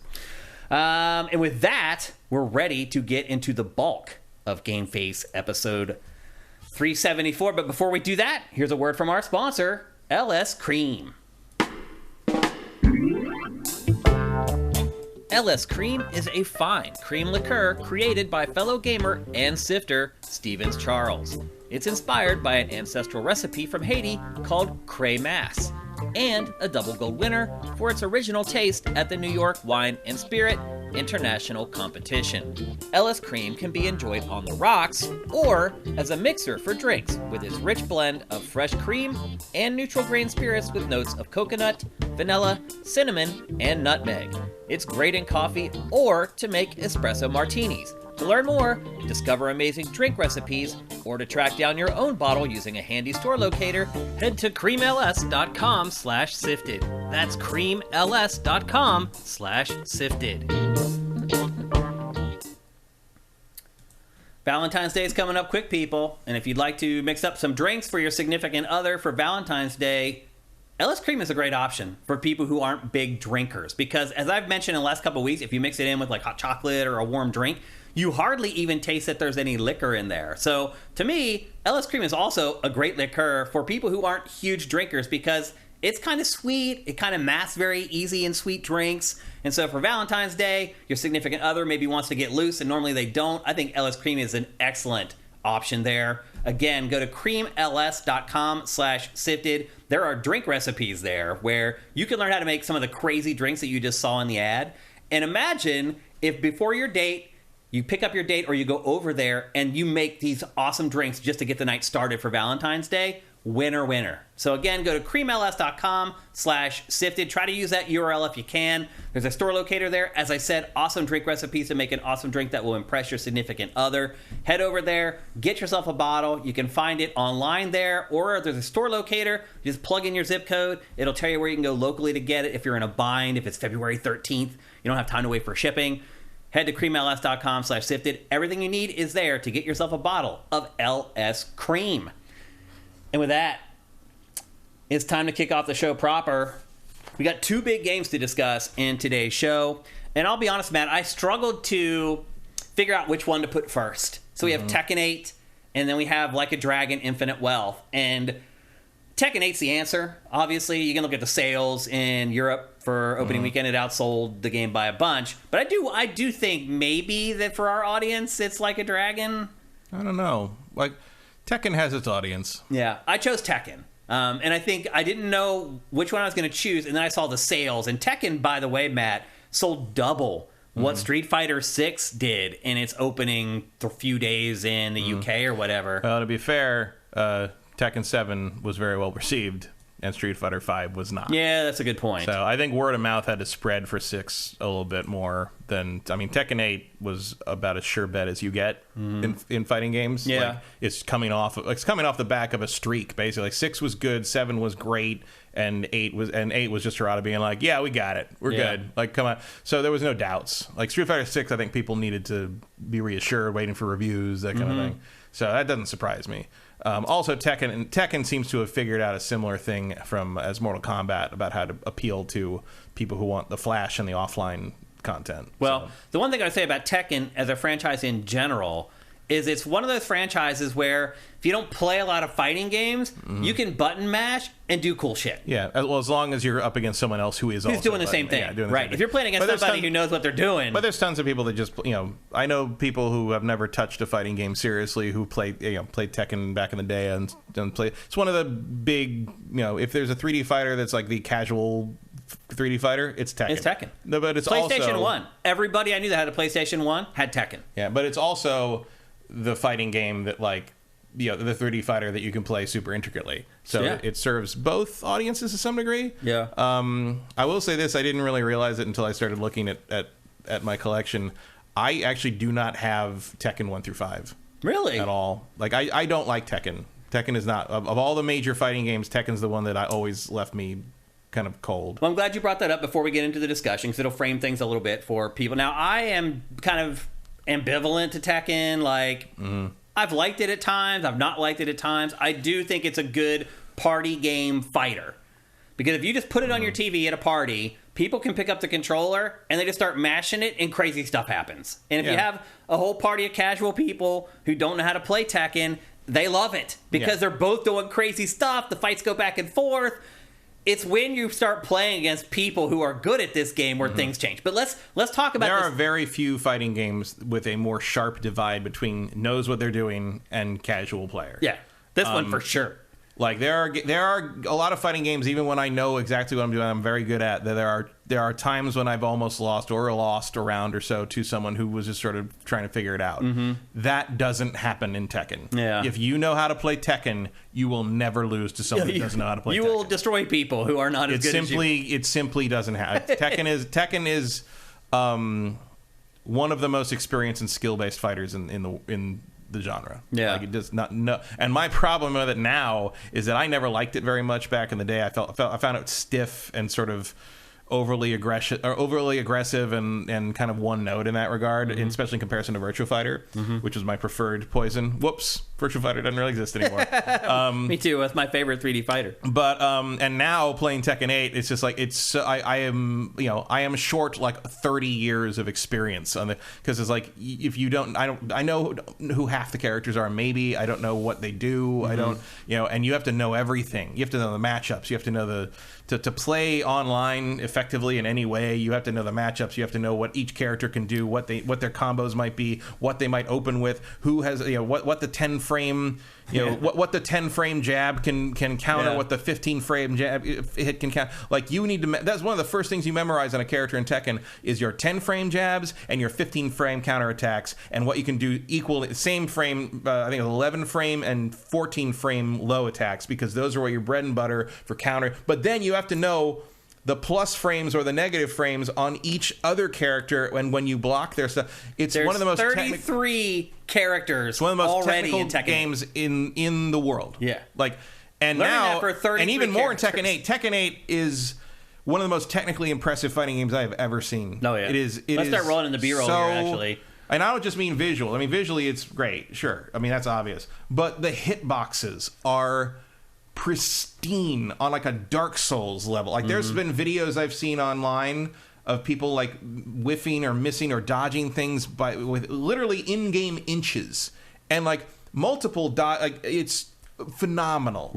Like it calculates everything down to like the hair strand in places. It is a technical achievement that like I feel like people outside of the fighting game kind of pro Tekken community maybe aren't recognizing fully, or maybe they will later, but like like, I've never seen anything like this before in some of these close in, like when it zooms in and shows how these like little moves interact with each other. Like, unbelievable. They knocked this out of the park with this stuff. First big fighting game launched on Unreal Engine 5. Yeah. And it shows. If you want to talk about the technical side of it, as far as graphics are concerned, this game's hot as crap as well. I mean, it's easily technically the best looking fighting game I've ever played. For sure. Unreal Engine 5 definitely paid off for this game. But let's talk about the single-player stuff before we get into the nitty-gritty of the actual combat.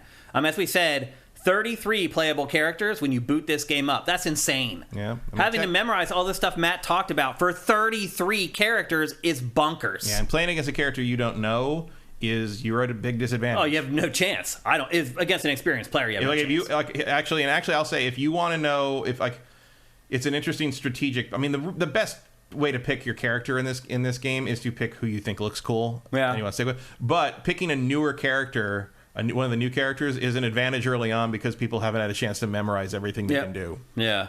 All that said, all the new characters are very execution heavy, which makes them very hard to use for a new player. Yeah. So, as we said, there's 33 playable characters. Although, Matt, I kind of found the roster to be kind of boring. I've always found the Tekken roster kind of boring. I can name 10 people off the top of my head. Half of them are just anime guys with big jackets. Yeah. And big collars and big boots and whatever else. To be fair, you can customize them to look like almost anything. Yeah. Like, it's almost like this Victorian era, like, clothing sets that they have. There's people so weird. If you look online, like, people have modified them to look like almost any character you can think of in every other franchise.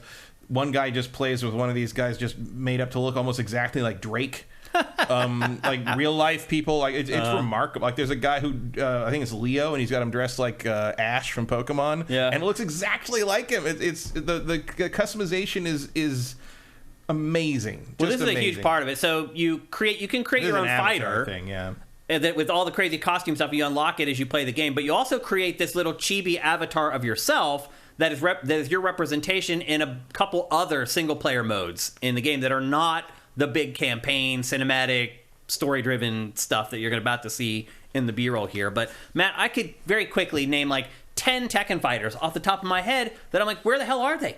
Ogre, Angel, Anna Williams, Gon Heihachi, like, some of the big ones. Well, Heihachi's dead. I'm sure that's all DLC. I mean, there'll be DLC, but in the initial release is sort of dealing with just who's in the story. Yeah. I don't know where Anna is. Anna always shows up later. Yeah. That's almost a tradition in Tekken. But I finished it. Right, but I mean later. I mean, it's like DLC or an addition later or an unlockable. I mean, I'm guessing all these characters are coming as DLC. My point is that the launch roster was lacking, in my opinion. Launch roster leans a little too hard on the generic dude who looks like him. He is a stereotypical character. Like, they all just like big men in jackets punching things. Yeah. And like, I'm sorry, I know these are beloved characters or whatever, but I don't. To me, one of the things that when you start the campaign, because there's 3 different major single player story driven things, and it's the campaign. There's 3 single player campaigns. The campaign is like the full the story of what happens in the King of Iron Fist tournament. Which is what we're seeing now. Yeah. And then there's the individual character stories, which every single character in the game has their own little 5-match long mini story. Plot. Yeah. Some of them are like elucidate stuff about what they were doing during the story. Some of them are just gags. Like it's extra stuff to do if you like this. Characters that don't get highlighted in the main story get to have their own little thing. That's cool. Yeah. And then there's the arcade quest where you use that avatar it showed you making to basically become a pro Tekken tournament player in like the Japanese arcade scene, which is a cool little weird little. It's almost like, I liked it more than this, Matt. Yeah, the tone of that is almost like, it almost feels like a Yakuza spinoff in the sense that it's all text and everybody's kind of very dramatic. And everything's like go fight, win for the honor of Tekken and things like that. So that is completely out of universe. Like, it's literally our world. Like, people play Tekken all the time, and we're gonna like have a big dramatic fight. And learn to be the best Tekken player. And that actually does a pretty good job of tutorializing you through how Tekken works if you've never played a Tekken game or haven't played one in a long time. It teaches you, like, the deep stuff, too. Yeah, and they're all, it's a meaty mode. Like, there's a lot to do. If you don't ever want to play this game online, and I can understand why you wouldn't, because it's rough out there. It is, dude. The online play works very well, but people are out there to kill you. And I have to say they've learned from Mortal Kombat. Like there is a Mortal Kombat level of offline single player content. This is what we're watching right now, which is the main campaign, and it's basically identical to Mortal Kombat. There's like a cinematic, and then eventually the posture, and then it just seamlessly goes into the fight. Basically. And one thing I will say is that I really like that they do this better than Mortal Kombat. I think is when you finish a round or like in the middle of when like an event happens in the middle of a round. They seamlessly transition to like a cutscene where it sort of keeps fighting and things happen and someone says something and in the second round it starts and like it's really like you saw right there, like this is a seamless transition to after the round and they're gonna taunt each other a little bit in the generic anime way. And you get a little flashback. Yep. You got a little context. Because Jin did some bad stuff in Tekken 6, I think it was. I mean, the plot of this is that these two hate each other. Yeah. And so they're going to have an Iron Fist tournament. Pretty much. That's pretty much the And Jin plot. is like, it's so dumb. I mean, there's a whole thing, if you follow that. I mean, I haven't followed it. I will say that when you start the campaign, they say, do you want to watch the review videos for each previous Tekken game? Yeah. And I did, because I'm like, well, I did watch Brian Cox reviews the History of Tekken video they put up a couple weeks ago, which is bonkers. Like, I can't believe he did that. I don't know how you could even do that. And you can tell he doesn't understand what the hell he's reading a couple of them, but he fucking does it. Brian Cox, he can get through that shit, and he does it. And it is more or less accurate. It just doesn't make any sense because none of this makes any sense. Because there's devils, and Jin and Kazuya have devil blood in them and whatever. Yeah. Well, Jin sets up the tournament, and then it becomes almost like the Avengers. Everyone starts getting in their fancy ships, and they're all coming to be a part of the tournament. But they ask you to if you want to review them, and I did watch the videos that catch you up on that thing. One of the worst recap videos I've ever seen. Like, it's not even like a recap of what happened in the games. It's just like one of the characters, usually Heihachi or Kazuya or Jin, sort of reflecting on what happened to them in that game, and with like weird abstract watercolor black and white paintings of them, and I can't tell who anybody is. And I'm like, I mean, everybody's got almost the same hair anyway, so it's like I came out of that not knowing more than I already did. Like, it was very useless. I mean, to be fair, I did not find this campaign to be as good as the campaign in the latest Mortal Kombat. It's way shorter for one. It's only like 4 hours long. Yeah, it's just the plot's not as fighting good, tournament.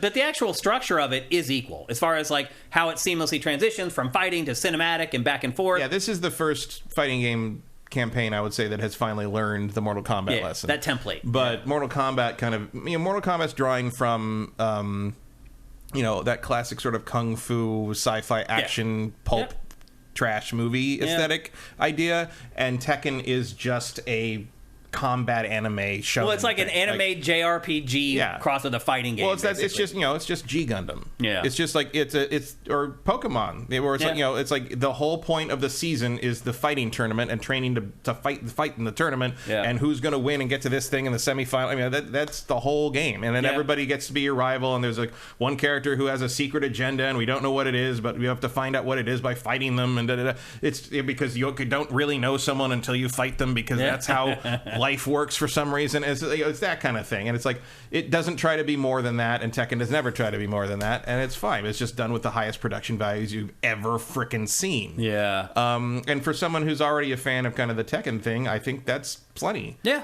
I'm not slagging. I'm just saying Mortal Kombat's is better. I mean, I would definitely rather play Mortal Kombat in the sense that the story's more interesting. It's also way longer. Like, Mortal Kombat's like 10, 11 hours long, its campaign. These are very short, and like there's like I think it's 14 chapters, and each chapter is literally one fight. Like, and some of the fights have, tons of cinematics, but like you only fight one fight, and sometimes that fight lasts like 3 matches.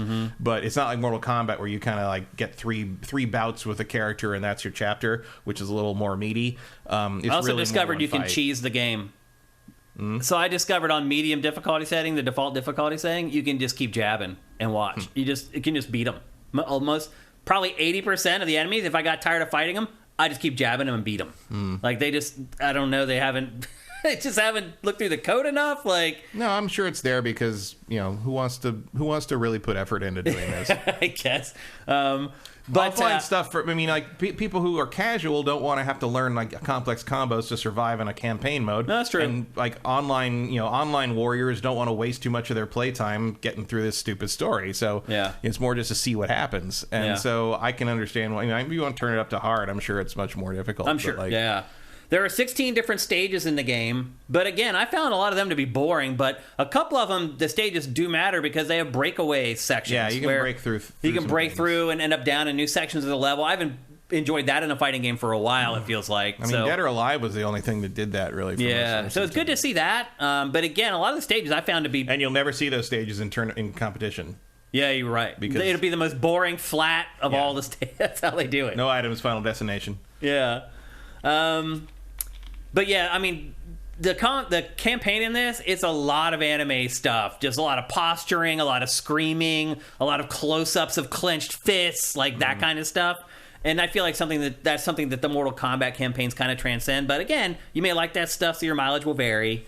One thing that I found in the campaign, Matt, I don't know if you got far enough to get to it, but there are these sections in the campaign where the game turns into a beat-em-up. Yeah, the Tekken Force stuff. Oh, it's so awful. That's been a thing in Tekken since, I think, 3. It's so awkward.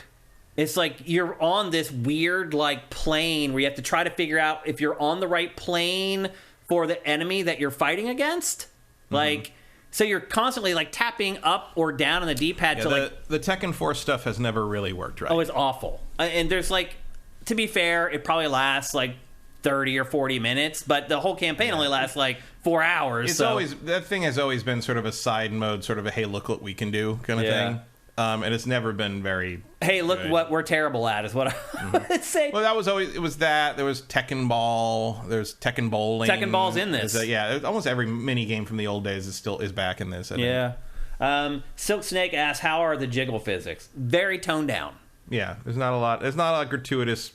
I think they did a good job. Yeah. I mean, the women are still attractive and sexy without being ridiculous. The new Peruvian girl with the coffee plantation is great. MMA fighter, supposed to be, but she doesn't do a lot of MMA stuff. No, she mostly drinks coffee and dodges. She looks like to me, is like the female version of Eddie Gordo.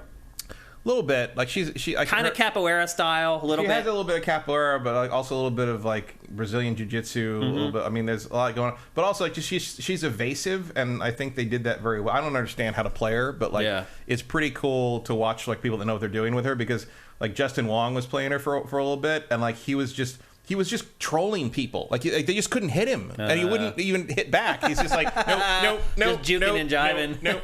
And it was great. It was like, and you don't see characters like that much. No, like, you're right. Those are hard to make. And I think Eddie Gordo is the first DLC character for this. I think that's what they've said. Sure, I don't know. Here is that would make sense because he's kind of one of the he's Capoeira is kind of missing from the roster here. Yeah. There's a lot of fighting styles that just aren't represented here. Yeah. Because I guess 33 is fine. Yeah, it's a ton. But like, there's little elements where you're like, oh, where's this? Where's that? Where's the kangaroo?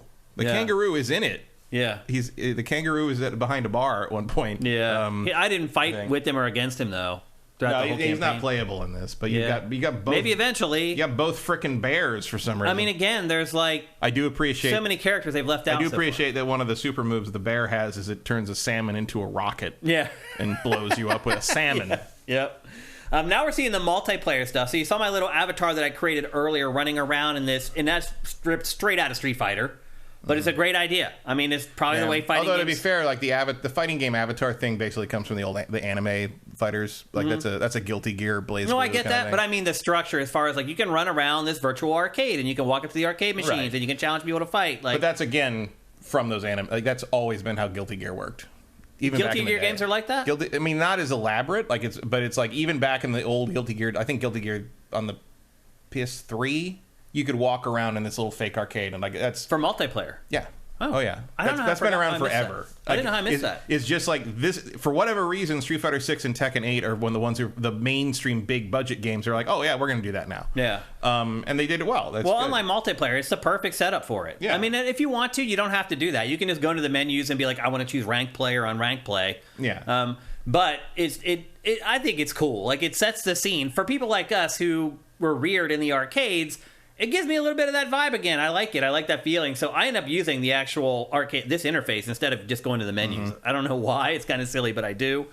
What else we got here? So you have the Tekken Fight Lounge. There's ranked, there's unranked, and then there's quick battles. I'm just going to say it. Like, I just got annihilated playing online. Hey, look, it's fake Raiden. Like, literally, the matchmaking in this, like, I was, like, on my second match, I had 100 Tekken points, and they were matching me with people that had, like, 25,000 Tekken points. Yeah, there's not a lot of newbies that I've seen. I met some of the people that I fought. I never hit them once, and I like the online matches are actually like it's like the first to 3 instead of the first to 2. Tekken's always best of 3, right? Yeah, and so like after the second fight, I just quit. I just laid there and let them beat me up. I couldn't touch them. They would just if I could maybe get the first shot in, and that was it. Yeah. They just literally started a combo that wiped me out. Yep. Time after time after time. You don't know what you're doing. After time. If you don't know what you're doing in Tekken, you'll never. You have no chance. Nope. And again, because the matchmaking is and to be terrible. Clear, well, the matchmaking has no choice because really, people who are of our skill level are not playing Tekken Online. I guess like nobody ever starts at 0. Everyone has to start at 0. Yeah, but but if you're any good, you get way up there all really fast. Like you would think they'd be fighting each other, so they wouldn't. There's no one else to fight.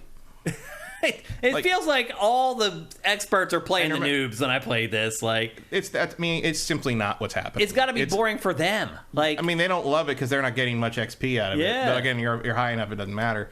Also, you're probably really fighing like. Also, by the way, did you just see what happened there? Yeah, he throws her head back. This is my. You're really fighting mid-range people. This is my main. I've chose Elisa. She's a cyborg, and she does awesome stuff. There's like also been hand her head to enemies, and then the head explodes. There's also been a whole thing where the higher there it is. The higher level. That's freaking great. There's also been a whole thing where the higher level players have been caught boosting. Oh, as if they need to.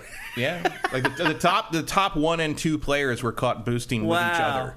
I'm just gonna say, like, I mean, I'm sure eventually I could keep playing and maybe I could get good enough. I mean, it would take a lot of work, man. I mean, I'm not gonna do that. These players are so good. Like, I don't know. I fought online maybe 10 or 15 matches, and I was like, I just got tired of getting my ass kicked.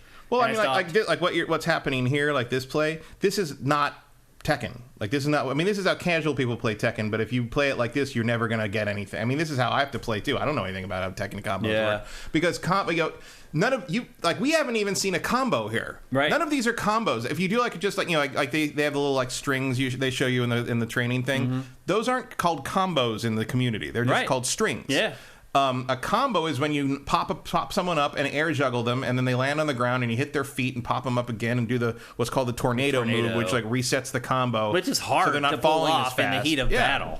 But you just do it until you memorize it. You get your bread and butter. You get 2 or 3 down, and then that's how you. But that's why you have to focus on one character. Like that's almost a combo. But then they keep falling faster, and you have to do the tornado to make them land on the ground, stick their feet up, and then you hit them again. And hopefully you back them into the wall, and then you get another few hits as they fall off the wall. That's the other thing about this game is Tekken. The environment does matter. So you can slam them into, if you fight them to the edge of the map, you can slam them into the wall, a little bit like Dead or Alive, and actually do some extra damage here and there. So, but there's like 4 different variables about how many times you can hit them after they hit the wall, depending on when they hit the wall, where they hit the wall, and how tall the wall is, and how much they bounce off of the wall. Well, that doesn't matter. I mean, as far as continuing your juggle, it does. No, it doesn't, because how they fall after they hit the wall is completely determined by A, how many hits you've had in the combo, and B, where they hit the wall. If they hit a high wall splat, you're going to get 3 hits as they fall down. If they hit a low wall splat, you're going to get 2 and miss the 3rd. If they hit the high wall, but you've already juggled them off of the tornado, and the tornado was the last hit before the wall, you'll only get 2.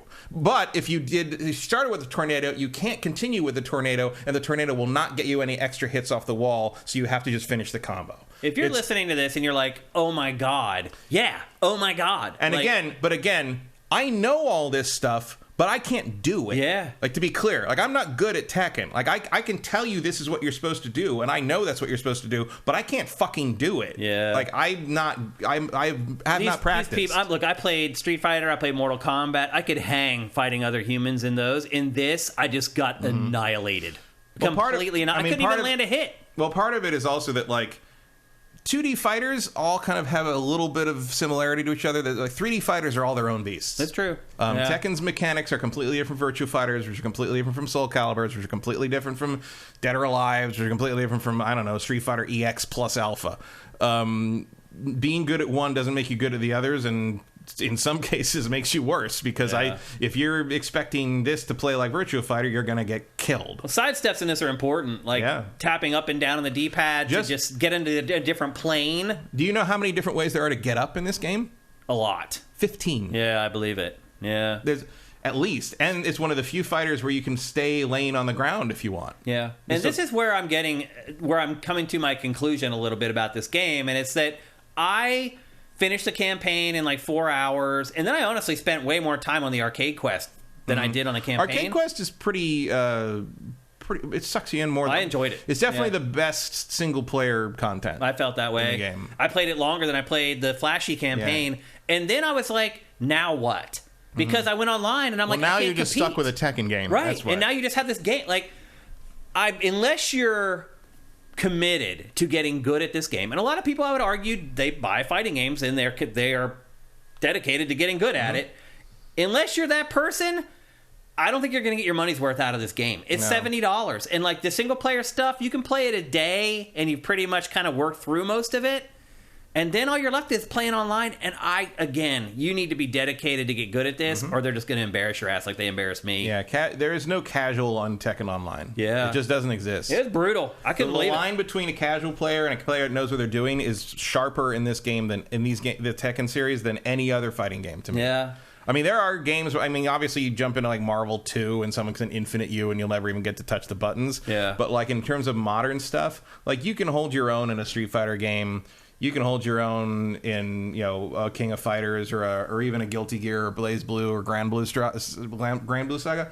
But like, if you don't know how to do the actual, the air juggle, breaking the combo is the hard part. Yeah, well, you can't break the combos. Yeah.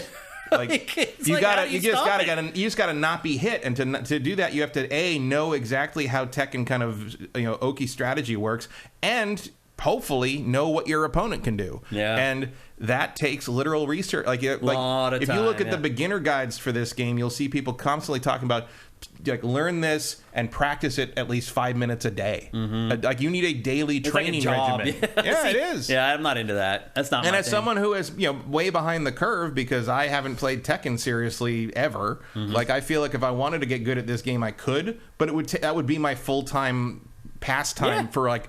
It'd be the month. only thing I would play. Yeah. No, I hear you. And I just don't. And here's the thing: I don't find the fighting in Tekken very interesting or rewarding. Like I just don't. I think everybody feels a little too stiff. Well, the way these games are designed is like you do a combo, you unload, the other guy stops your combo, and then he unloads. It's like you take turns being aggressive, basically. Well, Tekken's a very aggressive game. Yeah. And it's all about blocking and punishing and knowing what you can punish with and what you can't. And all fighting games are like that to some degree, but Tekken is high stakes in a way that almost no other fighting game is. Like if you make one mistake, they unlaunch a combo string that literally will just wipe you out. And look, there's tons of come from behind mechanics in this. There's multiple, the heat bar lets you like deal a lot of damage. And we should talk about the heat bar because that's the new feature to the combat engine. Like the heat bar basically is that you don't see it in this because it's all cinematic footage. Yeah, but you get a heat bar and there's the heat. That was her heat move. Her heat activation. So the heat moves, you'll see that's the little blue bar underneath the life bar. And the heat bar works two different ways. You can just hit R1 or buttons 2 and 3 to activate it, which is what just happened there. If you activate it that way, it drops to 2/3, and then you can use the rest to do whatever you want with it. And the way you can do it again. Like I found most characters, you can do 2 heat attacks with a full meter. Well, the heat activation is different from the attack. So if you do a heat attack, you generally have used the whole bar up if you've activated it that way. But the other way to activate it is you can do these. I don't remember the actual name, but when you do the attack, it has like a maroon fireball on it. It's like a maroon shaded energy thing on it. Yep. And if you do if you have certain follow up, and it's different for each character, but you do follow up, you will go into heat mode, and the next attack you do will be heat powered, and then you'll be in heat mode, and you'll get the whole bar that way. So that's the better way to transition to heat mode. In heat mode, you do extra damage. Every attack does chip damage, which is very important. Even if they're blocking. That's what chip damage is. It's damage that's done while you're blocking. Yeah. And you can erase gray health, which can be mentioned. And then you can do the heat attack, which if that connects is like a mini super move. And then you can do the actual super move, I don't remember the actual official name, but you do actual super move when your life's low and the red flames are around your life bar. And that thing can take off like 1/3 of your health. Yeah. And that's R2 to initiate that. It's called, a heat rush or something, I think? No, it's something else. It's like I can't remember. I don't remember the names of anything in this game. But then there's all this stuff with like when you do damage to someone, they have gray health, which is like there's a gray outline, or it's hard to see sometimes, around the health bar, and you can recover that as long as that's not destroyed. And like you recover that by just doing attacks. Even if they're blocked, you'll get a little health back, and it'll fill up your gray health. But then there's other moves people can do that can reduce your gray health. And there are characters who have moves that erase all gray health if they land it. So that's a balanced thing you can figure out how to exploit if you want to, depending on what character you're using. So, but like, that's the thing is like you'll see people like suddenly you see the green lights on the health bar because they're gaining gray health back while they're doing attacks. So like the attacks do huge damage in this game, but there are a lot of ways to get life back, and to like do huge damage back. And there's always a way to, the balance is actually very, very good, but it requires you to be playing it at a high level. And if you're just playing casual, like look how fast that guy died. Like it's like that's his health gone. No, but there's like things where like and you got to know the plus frames and the negative frames, and like there's like a big attack that what's his name, the guy the Leon or the guy who's standing in the airship in the campaign all the time with the hair. The guy with the big collar? Yeah, with the big collar and the lion on his chest. Yeah, I don't know what his name is, actually. I think it's Leon. Is it Leon? Maybe or Leo. Leo is the younger kid who's no one's sure what gender he is. Oh, right. Because that's the thing is like characters in this game have like a lot of set clothing, and there's like male clothing and female clothing. Leo has a almost 50-50 mix of male and female clothing, and nobody really knows what that means. Maybe we'll find out later. Yeah. But the French guy, or the Leon guy, who's helping. He's the guy who fights Jin in the second chapter to like. I know his stage is in Paris on the river. Same. I think it's him. He has like this low sweep kick that can go into like almost an 80% damage combo, but if you can block it low. If you block it low, it's like some crazy thing like 35 frame negative, which means you have all the time in the world to punish that. Yeah. So that's the balance on that. It's like it's easy to see coming, and you can block it and get a big. So it's a big risk, big reward. But again, if you don't know he can do that, and you don't know that if you block it, you get that big punish, you're gonna keep getting creamed by that move. It's just it's a.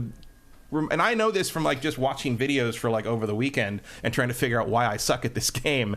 And over the time, I'm just sort of like, okay, I understand why I suck at this game, and I have absolutely no reason and no longer not suck because it's going to take so much work to not suck at this game. Yeah, I mean the combat is pretty simple. It's really just 4 face buttons, and then the heat system is just on the shoulders. They get a stunning amount of complexity out of 4 buttons. It really is amazing. I mean, really, it is just 4 buttons. There's no block button. You just hold back to block. The shoulder buttons are just shortcuts for pressing to those. You could multiples use just the 4. You're right. Heat is just 2 and 3. You're right. You could use just 4. Yeah. So it's. I mean, it is a massive technical achievement, and I would also. There's a lot of innovation in this in terms of presentation and learning tools because the tutorials are great. Tutorials are great, but like the replays, there's a thing in the replays in this that I think everybody, if they haven't patented it, because Namco does that. Right. If you watch a replay of yourself or anyone, you can watch a replay and it will zoom in and show you. Here's where you fucked up. Yeah. It'll be like, here's what this happened. If you zoom in on this thing, it'll tell you if you can block this, or you can dodge this, or you do this to dodge it, or if you block this and then like don't retaliate, it's like you could punish this with this move or that move. And then you can take over in the replay and play from that point on and try to do better than you did when you fucked up. That's incredible. And that is amazing. That's next level. What an amazing teaching and learning tool that is. That's incredible. No, you're right. Like I'd put this on the like when the time comes that puts this on the most innovative game nominee list already for me for Game of the Year stuff later on. Like that is incredible, and everyone should steal it. The tutorials are great too. The whole game teaches you how to play it all along. When I say it's going to take me forever to learn to be good at this game, and I don't care to do that because I don't have the time or interest, it's not a knock on the game's ability, like trying to keep me out, or like that the game is impenetrable. Like, the game is right there to teach you from the basest things. Like, it'll teach you which button does what for 10 minutes if you want. You're right. Yeah. Like, Tekken 8 absolutely wants you to play it and absolutely wants to teach you how to be good at it. Like, it is the most. But do you want to? Right, exactly. It's one of the most welcoming fighting games I have ever played. Yeah. I just don't care. Yeah. You know, like, so now we're at the conclusion here. It's like, do you recommend that people buy it? I honestly struggle to tell people to buy this game unless if you like Tekken, buy it. Right. That's it. That's all I would say. Yeah. That's it. It is. Or if you look at it and you think it looks amazing, which again, I think it looks amazing. Technically, I don't like Tekken's aesthetic very much. Really, I think everybody looks kind of similar and ugly. Again, it has this weird kind of Victorian angle to the. I don't even know how to explain it. Mirko Supreme is correct. I did watch 5DX's beginner guide. That was one of the things I watched. Oh, okay. The guy, I wouldn't have remembered his name until he said it. But yeah, 5DX. Look up, if you're interested, go to YouTube and look up Tekken 8. I think it's Absolute Beginner Guide. And he teaches you some basics and then gets into more, complex fundamentals. Mm-hmm. A lot of what I've said here is probably lifting from that and a couple other videos I watched to try to figure out what the fuck I was missing. Yeah. Really interesting. Even if you don't intend to play it, if you just you're vaguely interested, like, even if you just want to know about fighting, like you'll learn something about how fighting games work. It'll make watching the next Evo more interesting for you, I'm sure, because you'll know why people are doing what they're doing. Yeah, but if you either have to already be into Tekken, or you're like, I see this and I'm excited about this, even though I'm not a Tekken person, but I 100% I want this to be my game for the spring. Like, until for Q1, I'm just going to play this game and figure it out. Tekken 8 will do that for you, but you have to you have to take it on as, like you said, another job, basically. Yeah, I would not buy this unless you really want to play online. 100%. I would not buy this for a single player. There's not enough content there. Or if you have, there's a lot, but if you have a real life group of friends who you just like to fuck around on Tekken, dorms, frat house, buy it. Totally get it. Like, I think it's great for those situations, but single player doesn't last that long. If you want to get your money's worth out of this, you're going to need to play online for most people. Unless, again, you're in a setting where you have 3 or 4 brothers and sisters in the house, or you're in a dorm with a bunch of other college kids, or you're in a frat with a bunch of your frat boys. Stuff like that, it makes sense. But unless you're dedicated and want to get really good at it, because otherwise you're showing up at the fucking at the tuner car meet downtown with your mom's Civic, pretty much. Yep. And you're gonna get you're gonna get beaten and you're gonna get laughed at, and you're gonna need to get better. Yep. So there you go. That's Tekken 8. It is a $70 game. It is, I would argue, technically the best looking fighting game I've ever seen. Yeah, I would agree with that. That Unreal Engine 5 makes a big difference. Oh, yeah. And just the seamless transitions between the fighting and the campaign cutscenes. I mean, it's really impressive. Slick. Yep, they did a good job. But again, really, you need to be into it for competitive reasons. Yeah, not for me, but I have nothing but good things to say about it, basically. Yep. All right, let's move on to our last topic of GameFace, episode 374. We're going to discuss a game that maybe should have been first ahead of Tekken, but I had to make the tough decision. But that game is Like a Dragon Infinite Wealth, the next installment in the Like a Dragon franchise. It is a turn-based RPG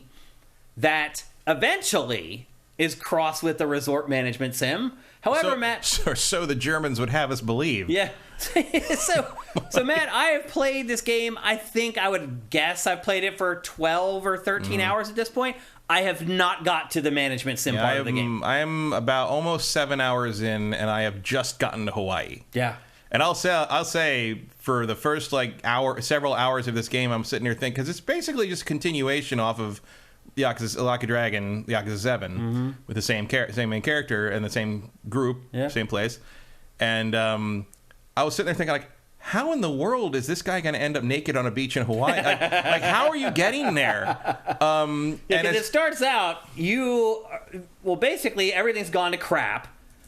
Like, your clan has basically been dissolved. Well, early on, it's actually he's doing all right, because basically he's working at a job placement service. Yeah. He's trying to hire former Yakuza who can't find work. Yeah, well, the ultimate result of the previous game was he and his friends basically brought down the 2 major Yakuza clans that have been the major Yakuza clans in the Yakuza series for 7 games. Yeah. The Omi and the Tojo are no more. So they've got 10,000 ex-Yakuza running around who can't get jobs. Yeah. So he's trying to help them all. His goal, because his father figure, the head of one of the other the clan he was part of, wanted all ex-Yakuza to have a civilian life and to start over. And so his his like thing is like, I'm going to do the best job for the captain and do that. And in the beginning of the game, he's actually doing pretty good. So he's great. He's like the employee of the month. He's like helping Yakuza find work that they weren't able to find before. The Yakuza's figured it out. Yeah. And everybody likes him. He's called the hero of Yokohama. He's like, you walk down the street and everybody's got little speech bubbles. You're like, oh, that's, hey, there how you doing? Hey, yeah. Ichiban. Like, what's up? So he's a popular person and like, and then it spends 3 hours going on about how horrible he is at dating. Yeah. Yeah. I mean, I didn't play Yakuza 7 to the end. I don't really know. I mean, I didn't play it that long because I hadn't finished any of the other stuff. I was like, it was starting off at the end of Kazuya's story to the point that I'm like, I don't remember any, or Kiryu's story that I'm like, I don't know any of this yet. I should wait until I finish 6. Yeah. And I still haven't done that. Like I said, if we stop doing this show tomorrow, the first thing I do is replay all the Yakuza games because then it would take me probably 4 months, but I would get to it. But like, I did not remember him being quite so much of a loser. Yeah. And I guess it's consistent. He's a big, strong, dumb guy. Yeah. And he admits that that's what he is. Mostly. And it comes through. The more you play this game, he makes dumb mistakes and makes poor decisions. And so it starts out that he's working at this job placement agency, placing Yakuzas into jobs as they've all tried to leave the mob, basically. But eventually, someone sets him up. And they start spying on him, and while he's doing good things for the Yakuza, Mind the way you, this it looks, is 5 hours in. Right. Like, while it looks like he's doing good stuff for the Yakuza, the way that they film him and take pictures of him, it makes him look like he's doing shady stuff. Yeah, it's interesting in that like, it basically is tackling cancel culture in a weird way. Like, there's all kinds of subtle stuff like that. because it's an online, like it's an online like outrage. They call it like an outrage channel where like it posts up. It's a tabloid. It posts up news with a virtual newscaster anime girl who basically, and like if you've already played through all these. And I love these scenes where it's like, they are so proud of their throat tech. They're so proud of their throat tech and their liquid physics. Yeah, the throat tech. The fact that characters they zoomed in on everyone's throat to show them that they actually swallow. And the fact that these characters can all like they can drink convincingly. I'm actually going to rewind that because people probably didn't catch it, but they are literally showing off their drinking technology here at the beginning of this scene. This series has people drinking alcohol so often that they specifically designed a watch way their throats. The throat and watch the liquid disappear. That's really hard to do. Like this is I think it was 6. They finally they revamped all their liquid tech and their drinking you'll never see a game character do that outside of like a Naughty Dog game. Yeah, they're showing it off. But people characters just hold highball drinks all the time, and they wanted it to look sloshing and realistic, and so they did. And so that's one of the things in the Yakuza games is there's the liquids look really realistic. In the game where he opens a doorknob and they're showing you, they're like, look, he like jostles it first and then you see his emotion coming through his hand on the doorknob, all stuff they that do like a really good job. You couldn't even do or in even video I think games. it was 7 where they did he takes a bite of bread and like they animate him pulling the bread with his teeth and all the animators in the industry are like, why would you do that to yourself? It's so hard. Work. He's like one animator I saw was like, I think he was working on Spider-Man. He's like, that's the most amazing animation clip I've seen in years. Like, it's just so unnecessary. It's just showing off. It's like when characters take their shirts and clothes off in Naughty Dog games, right? Like you get where you when I think it was Abby or Ellie takes her shirt off and does it on screen. That's really a huge hard. deal. Yeah. So there's a lot of technical proficiency on display. Ray99 says this game makes me miss smoking. Yeah, people smoke in this game. Smoking is constantly because they smoke in Japan. They do absolutely. So anyway, what happens is he gets fired from his job at the placement service because he's set up by somebody. Yeah, basically, like there's one day where his whole life just falls apart in one day. Yep. He goes home after he gets fired, and there's a bunch of teenagers there, like, extorting him, basically, to, like, not publish a video on social media. Yeah. Like, they're trying to cancel him, basically, to your point about cancel culture being a part of the plot in this. And so what happens is, like, they're like, well, we tried to go legit, it didn't work out, and they basically just go right back to their old ways. And he gets the band back together, he pulls out his old baseball bat, and they go right back to being Yakuza again, basically. Well, sort of. What it turns out is that they go to the Seiryu, which is like the bad guys in the man who who forgot his name. The man who forgot it. Whatever that was. The Kiryu spinoff. Yeah. They go to them because they have a new chairman after all the events of 7. And you fight your way through he even calls it a dungeon. Like, one of the things in this game is that he's kind of crazy. And like, when you get in fights with guys in the street, sometimes they'll change into really weird looking enemies. Yeah. And his friends don't see it, and he's just like, well, I'm going to imagine them as however I want to imagine. So basically, all the different enemy types in this game are because he's kind of a crazy person who imagines them to be weirder than just like guys in thugs on the street. Yeah. Which is interesting. Yeah. But you go through it, and he actually calls it a dungeon, and at the end, the chairman is just like, oh, hey, sorry to keep you waiting. I guess they didn't listen to me when I said don't kill you. Come with me. And there's a whole extra scheme to get everybody off this. It actually turns out pretty well, and there's some revelations and some people that you thought did some things in the last game didn't, and some people who were dead in the last game aren't dead, and he, in the end, has to go to Hawaii because of that. And well, no, he meets somebody who tells him who his real parents are. Right. Well, that's who I'm saying is not dead. Oh, okay. He goes to Hawaii to meet his real parents, including his mom, who he didn't know. Well, just his mom, because the dad was. I don't want to spoil it, but he goes to meet his mom in Hawaii, basically, and then he gets there, and you think, oh, this is where. Now, maybe she's running an old rickety resort, and he's going to take over her resort. It's your job to rebuild your mom's resort. No! Going to Hawaii just starts this whole other crazy long, again, I've played this game for almost 15 hours. I still have not got to the resort management stuff. Yeah, the resort management stuff is deep in there. It's crazy that they marketed it that way. So I was telling Matt, I say a lot on the show. That is the main difference here, because otherwise it is a pretty straight sequel to the last game. Yeah. I was telling Matt before we recorded today that often on GameFace I mentioned that I like to go into evaluating games knowing as little as possible about the game. I just want to evaluate what's on the disc without any preconceived notions. And the reason I say that is because of something that happened with this game, which is I knew it was supposed to be a turn-based RPG crossed with a resort management sim. And the whole time I'm playing it, I'm like, where the hell's the resort management sim? If I had just played this game and picked it up without knowing, I wouldn't have sat there for 15 hours being like, where the hell is this shit? It kind of altered how I ultimately played the game. So maybe when I say this in the future, you'll understand what I'm saying and why I say that. Because it absolutely affected my opinion of this game as I was playing it. I'm like, where is it? And if you put out a bunch of trailers with the resort in it. The very first trailer is him on the beach. The whole, nude thing or whatever. You set those expectations right away. Which is not how he gets to Hawaii. He just flies there in a normal plane. Right, on a plane, yeah. It's... So anyway, that's why I say that a lot on GameFace. I try to go into games knowing as little about them as possible so I can just give them as fair a shake as possible. So again, we're kind of spoiling it for you guys. The resort management stuff, I still haven't played it. Mm-hmm. I still haven't got to try it. So maybe in next week we'll come back if both of us have made it to that point. But again, we got 2 big games to jump on and start playing for next week's show. I mean, as Eth Demon points out, the resort stuff is largely optional. Oh, it is? I don't know. Well, because it's like the business management stuff in the other games where it's you don't have to do it. You're going to have a lot easier time from a number of angles if you do it. But you don't have to? You'll have a lot of money. You'll be able to upgrade things. You'll have more XP, so you'll be more leveled up.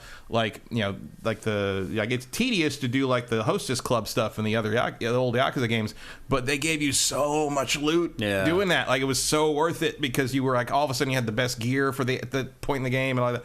So yeah, and you buy all your weaponry from the adult store.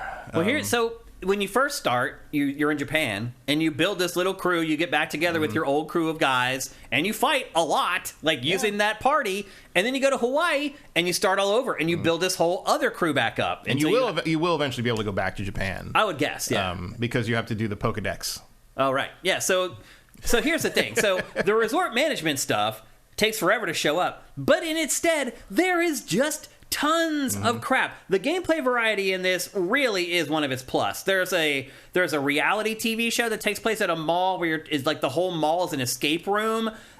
There's a Pokemon knockoff where you fight humans against each other, and you have to go out into the world and collect humans to fight for you. Which was in the first one, the previous one, where except you were just every time you fought them, you get a Pokedex entry for the enemy, and in this one, you're capturing before you go to Hawaii. They're like the weird professor is like, oh yeah, you can. Apparently, you can. There's a whole collection and fighting them thing that happens in Hawaii, and Ichiban's like, how does that work? He's like, don't worry about that until you get there. It's like we're not going to explain that. Well, then you get there, and it's literally just Pokemon. You have a team of 3 dudes fighting the other team of 3 dudes, and the mechanics... it's essentially bum fights. It really is. It kind of is, actually.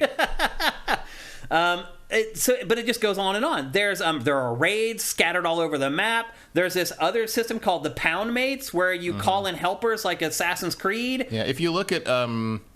like the status screen or whatever, which there's like 4 of them. Yeah. One of the status screens shows like how many mini games you've played, and it's whatever number you've played out of 80. It's insane. There's 80 mini games in this. It's loaded, including a bunch of classic Sega arcade games. Yeah, but the Pound Mate system, like you complete side missions. Like the first Pound Mate that I found, I had to deliver stuff on a bike like Crazy Taxi. They had set it up, same sound effects, same everything, and you're on a bicycle doing tricks trying to deliver food to these people around the town. But did they play The Offspring? They didn't. No, they didn't get that license. And then you finish it, and then the guy who gave you the mission becomes a Pound Mate, meaning that when you go into battle for the rest of the game, you can choose that guy to be a part of your party for that fight. And then as you go through the game, you find other Pound Mates that you can add to your party. Again, a lot. Yeah. What was that system called in Assassin's Creed?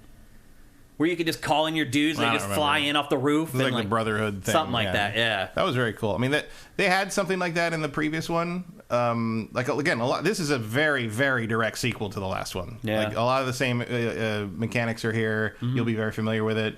The combat system is more or less the same. And more or less, I mean, I do prefer the action-based combat in this, but I think this works fine. Like, so the way I've described this, it's a turn-based RPG crossed with shuffleboard.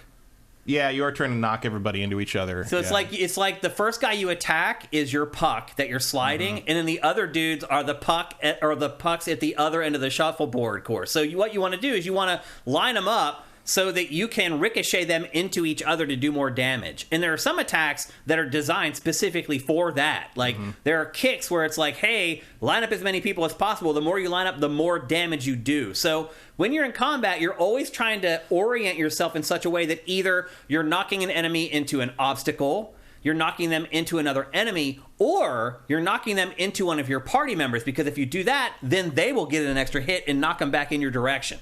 And so crowd management is a big part of the turn-based combat in this. And then the other part of it that keeps it a little bit active is that you need to block. And enemies just come in and attack, and you need to hit the circle button at perfect timing.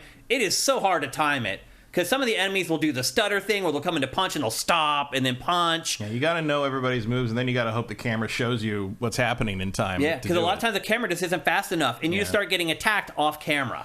And I found that to be very, very annoying. Yeah, it's not great, and it really hasn't improved much from the previous one. But I will say, like, the thing is, like, it's so easy to heal up that it doesn't really matter.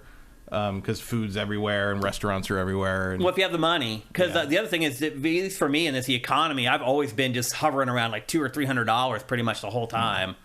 But Matt's right, like you eat food basically to heal. But there's times where you get stuck out like away from a restaurant, so you don't want to run all the way back to the restaurant. So you're like, I'll just risk it. And then one of the enemies picks up a bike or whatever and hits you in the head with it and just kills you. And then when you die, you have to spend money to try again. Or you can say no, and they'll just take you back to your last save point. So it's generally better to go back to your last save. It is, yeah. Because again, the money's scarce, and if you die, they'll take like $50 or $60 of your money, and that's a lot in this game. So, and eventually you will hit a point. You certainly like the first game. I assume I'm not that far, but like you will hit a point where you can handle that stuff, and you have more money than God. So I haven't got there yet. But there's always going to be that early part where you're like trying to find your bearings. And you can see there's some active parts of the attacks. Like sometimes you need to smash square to add more damage to it. Sometimes you need to time like the triangle taps when the zone comes down under the triangle. Sometimes you just have to put in like quick time stuff in before the timer runs out. So the combat, while it's turn-based, is still pretty active. Like I enjoyed the combat in this. other than the off-camera stuff and some of the smaller issues. Yeah, it's very satisfying for the most part. Yeah, I actually really liked it. As far as leveling up... Just like the previous one, it's a shockingly good translation of how the combat felt in the in a turn-based RPG. Yeah. They've done a great job. When you level up both your level and your rank in your job. So in the job in this is your class, basically. And the classes are funny. Like, you end up ultimately, light spoiler here, like your cabbie that picks you up at the airport in Hawaii ends up being in your party. Yeah. And his class is cabbie. So there's other cabbies out there that you can add to your party, and they have a very specific... the classes are very fun. They are funny, One of your friends, one of the Nanba, one of your guys from the previous game, his class is homeless guy. Right, yeah. And sometimes you start a fight, it'll just say asshole on the screen. Yeah, that's very funny. There's definitely some levity very in this. Straightforward. Yeah. But I'll say this too, Matt. Overall, this game is way less wacky than I thought it was going to be. And again, maybe once you get to the resort, things like crack open. Right. Maybe once you get to the resort, things crack open and get crazy. But so far, like, if you watch a trailer of this and then play the game, it feels like two different experiences. Well, I think they're leaning into that to a large degree because that's the main new thing. Right. You know, like that's the big difference here is it is Yakuza 7 done as a sequel, but at some point you run a Hawaiian resort. Yeah. And otherwise, you'd just be showing a lot of this without knowing the nuance and the extra little mini-game systems. It's just the previous game again. Yeah. Now, generally, the way this is designed is, like, you don't really have to grind that much. However, you will get to points in this game where it's like, hey, here's a point of no return. I can't believe that didn't kill him. Right. Once you go back, once you choose to go forward, you can't go back, and they'll recommend the level that you need to be. And that's pretty accurate. Mm-hmm. Like, I tried to go through one of those big gatekeeping doors, not being the level I was supposed to. The very first fight, one punch, all my guys were knocked out dead. Yeah, definitely believe the level game. Yes, when they tell you need to be level 13, you need to be level 13. Otherwise, you're going to get your ass kicked and you're going to lose all your guys. Also, if you start playing it, don't be fooled by how easy it is at the beginning. Right. Yeah, because it starts to ramp up. Once you get to Hawaii, it actually, you're like, okay, this is the combat system running on all cylinders. Because you can avoid random encounters just by, like, you can see them on the street. They'll have icons above their heads or whatever. But here's the thing. You may see a group of 2 or 3 dudes walking down the street. When you go to confront them, suddenly 3 or 4 more dudes spawn. Because his imagination is very vivid. Right. But even more importantly, the groups are color coded. There's I think blue is easy, red or green is easy, red is normal, pink is hard, and outline black with red outline is death. Right. But I've run into red guys who are just general standard pushovers, and I've run into red groups where all of a sudden I could barely do any damage to them. They kill the whole party. Yeah. I've not had a full party wipe yet. But I have had Nanba die several times because he's like kind of he's like the wizard. Homeless guys are the wizards. He's always the guy that dies. He's the weaker of the 3. But if the lead character dies in a battle, it's over. Mm-hmm. So you have to protect him at all costs. The other guys can die and you can keep going, but if he dies, it's over. And it takes a while before you level his job up to get a healing spell. Yeah. I mean, they're basically spells. I mean, it takes and as you saw in the B-roll, you can totally go to a shop and you can improve your weapons and level those up. And you can buy new ones. Tons of items everywhere, and you can there's stores everywhere. It's if you pick up everything you find, you can sell all those plates and everything for a fair amount of money anyway. Yeah, like when I got to Hawaii, I had $800. I don't know if I've ever had $800. Seriously, and then that was also the fun. When you get to Hawaii, they translate they change your yen to dollars and they do it like 100 yen per dollar. I'm like, that ain't not anymore. That ain't the exchange rate in 2023. And this does take place this year. This does take place in. I mean, it talks all about COVID and the lockdown. Yeah, it's interesting like how they've incorporated like real life stuff to this. Yeah. There's definitely several moments where I was like, "Oh wow, okay." This game's also made in Japan, but there's a lot of American stuff in this unique to our experience, including a lot of interesting English voice acting. Yeah. And voice acting is generally really good. It is very good. I did go with Japanese. Oh, you did? Yeah, because I have no interest in hearing these characters speak of these terrible English dub. Not that the performance of Ichiban is terrible in English, but that I don't agree with the voice casting. He doesn't sound like that character should sound. Yeah. But even if you're playing in Japanese, a lot of characters in Hawaii speak English. Yeah. Just the one thing I do have a problem with is like you meet a character very early on who does podcasts, like a podcast, and they say, "Oh, listen to it." The podcasts aren't subtitled. No, really. So you listen. It's just Japanese. I'm sure it's very interesting, but I don't understand what you're saying. Tekken was that way. There's a lot of Japanese in that game. Like, characters just speak Japanese, and if you turn off the subtitles, it won't have the translation on the screen. It just completely wipes it out. So you either go with no subtitles and you don't understand what the Japanese characters are speaking, or you turn them on, which is kind of annoying. But anyway, you're kind of looking through the menus here. Again, the leveling up happens automatically for both your class rank and for your character level. You don't get to choose like where you put the points or anything like that. That just all happens organically after each battle or after you level up in either rank or in your character level. The funny thing about this, Matt, is I feel like, have you ever been to Oahu, Waikiki? Oh, yeah. This world is way bigger than the real Waikiki. Waikiki literally is one frickin' street. It is one street, Matt, that you walk down and has, I don't know, 50 stores on one side and 50 stores on the other side of the street, and that's it. The rest of Oahu, the island, is just an island paradise. But in this, it makes it feel like it's New York City. Like, well, Honolulu's a pretty decent-sized city. It's not, though. It is. I mean, you can literally walk from one end of Honolulu to the other end of it in like 20 minutes on foot. But you can do that in this, too.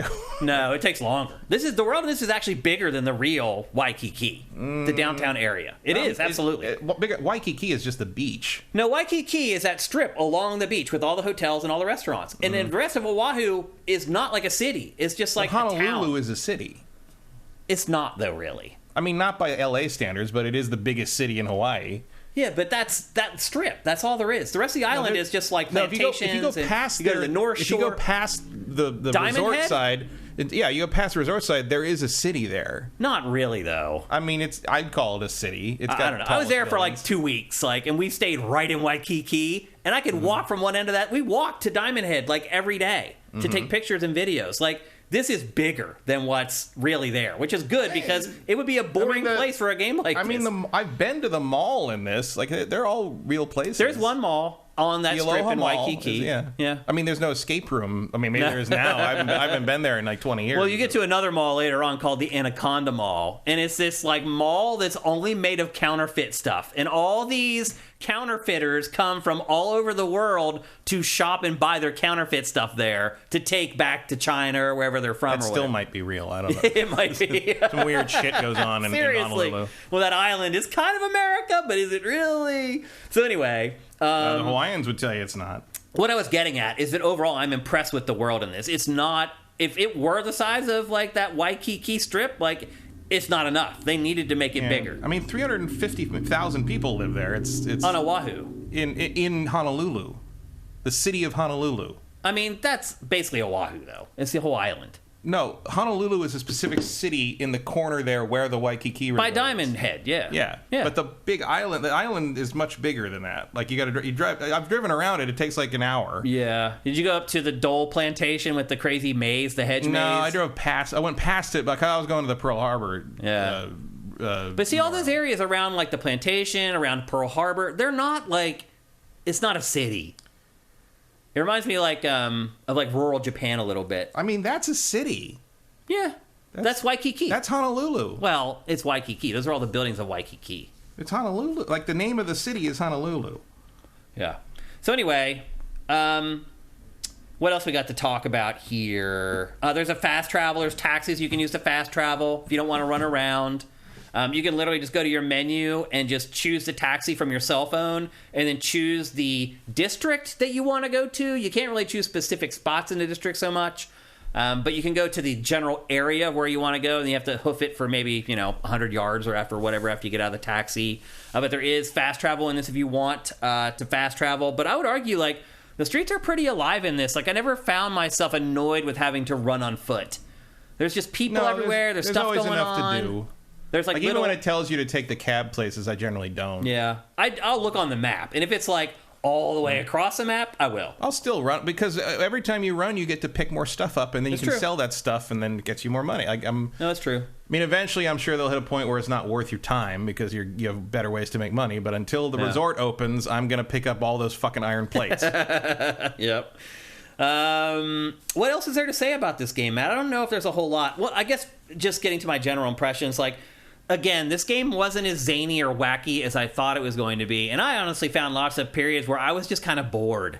I mean, it is very much, especially in the first chapter, it's very much the usual sort of Yakuza tale of weird deals and past dishonors and all that kind of stuff. And there's a lot of conversations, with people dramatically smoking and telling you things about characters you maybe don't remember because it's been 2 games or something. But it's like, it's. I mean, I still enjoy that. I love the Yakuza games. Like, it's I was surprised for sure that like early on it was just like, oh, this is just a straight sequel to 7. Mm-hmm. Like it's not. And, I'm sure this will be fun when I get to it, but apparently I'm not going to get to it for 25 hours. Is that how long it takes? I don't know. I'm curious. Like, I wonder if anyone in the chat. I mean, if you're not there yet, then I would imagine you've got a good several hours left. Yeah. I wonder if anybody has, oh, it doesn't look like it. Paradol, can I express how much I hate the term pound mate? Yeah. But I guess what I would say is if you think that this is a huge shift or a change from the prior games in the series, it's not. For a lot of you, you're probably celebrating. You're like, Yahoo, that's exactly what I wanted. We have a lot of Yakuza fans on Sifted. For whatever reason, a lot of you guys love the franchise. It's never connected with me. You guys know that about me. But what I'd say is if you're somebody like me who's never really connected with that franchise and you thought maybe this one, because don't forget, these last few weeks, I've talked about how hyped I was getting for this game. Like, my anticipation for this game over the last couple of weeks was really starting to swell up. And now that I've spent a bunch of time with it, I feel like I've kind of gotten the same thing out of it that I have out of prior games in the franchise. It doesn't feel all that different to me. Now, again, I haven't made it to the resort management, which may change everything. You get to the resort in Chapter 6. It looks like you're in Chapter 4 in the B-roll. Okay. Well, there you go. I still got a long way to go. There you go. So, again, like, the things that really, I think, maybe change the franchise the most, it takes a while to get there. It's 14 chapters. Oh, geez. Buckle up. Wow. I mean, you get your money's worth. You do. And I will say this, too. The gameplay varieties I mentioned earlier is astounding. There is stuff to do around every corner. As Matt said, 80 mini games in this. And you can just stumble around town and find that stuff. Like, and it does keep you on your toes and keep things unique. But ultimately, you still spend a lot of times with conversation. I mean, I missed an important plot point, honestly, because very quickly into this game, I was just hitting X just to go through because literally, there'll be a conversation with 2 people about something very simple. And you will have to hit the X to fast forward through that conversation. I'm not exaggerating, like 40 or 50 times. Mm-hmm. Like, that's how many times they go back and forth with each other. I mean, on a lot of them, you can hit pause and skip the whole scene. You can hit start and just skip them all if you want. But I don't want to do that because I want to try to make sure I don't miss the important ones, Mm-hmm. But I still do sometimes. Like, I missed a very important cinema that Matt had to fill me on what actually happened. So, again, I feel like this is way more like the prior games in the franchise than I anticipated it being. But again, for a lot of you guys, that may be exactly what you want. Yeah. And again, I guess if you want to take a moral stance or whatever, I don't find the fact that they locked New Game Plus behind the Deluxe Edition to be particularly problematic. Yeah. I mean, it is in terms of a larger things that shouldn't be behind paywalls problem. But the idea that you're going to want to play this thing twice that fast is a little... Come on. I mean, I don't know if I'd ever want to play this game twice, You're talking about a 60 to 80 hour game. Yeah. You can. By the time you want to play New Game Plus, I'm going to guess you're going to be able to get that deluxe add-on for cheap. Yeah. So who would you recommend this to, Matt? Anyone who likes these games. Yeah. If you like these games, go get it. Don't even think twice about it. You're going to love it. Yeah.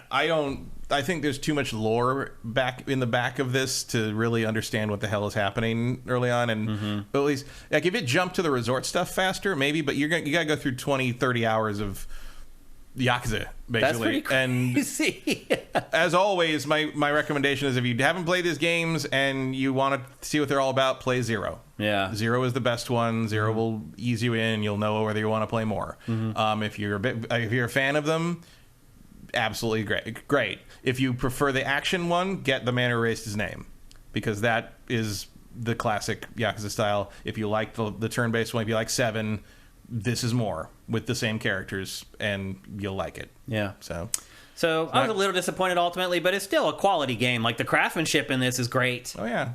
They're just very long-winded. Like, I don't understand. There's no reason these conversations need to last as long as they do. I mean, that's just Japanese drama. It kind of is. It's just overly wordy. They are drawing from a realm of like kind of melodramatic crime movies that's how things are presented. Yeah. And that's why there's such a tonal swing in the where it's hard to believe that the clips of where he's falling over and freaking out or like trying to catch bugs with costume mascots in Hawaii, but in the same game you'll have the very serious conversation about his mother still being alive between him and like this Yakuza guy chain smoking with a lazy Susan, and constantly showing him evidence of what's happened. It's like those are the same, but that's just how it's how the Yakuza Papers presents that world, and that's kind of the aesthetic they've chosen, and that's what you're stuck with, which is why it's really a breath of fresh air to get to Hawaii and be in a completely different the tropical environment. Even before you get to the resort, it's still like, oh, this is very different from running around Yokohama. Well, just their outfits. They're all wearing like Hawaiian button-up shirts. And they really jump right into different. it. Yeah, it's a different world, and they treat it as such, and it's presented, and it's cool. Like it is sort of an element of like, oh, it is. Like, I never thought of that before, but it's like this series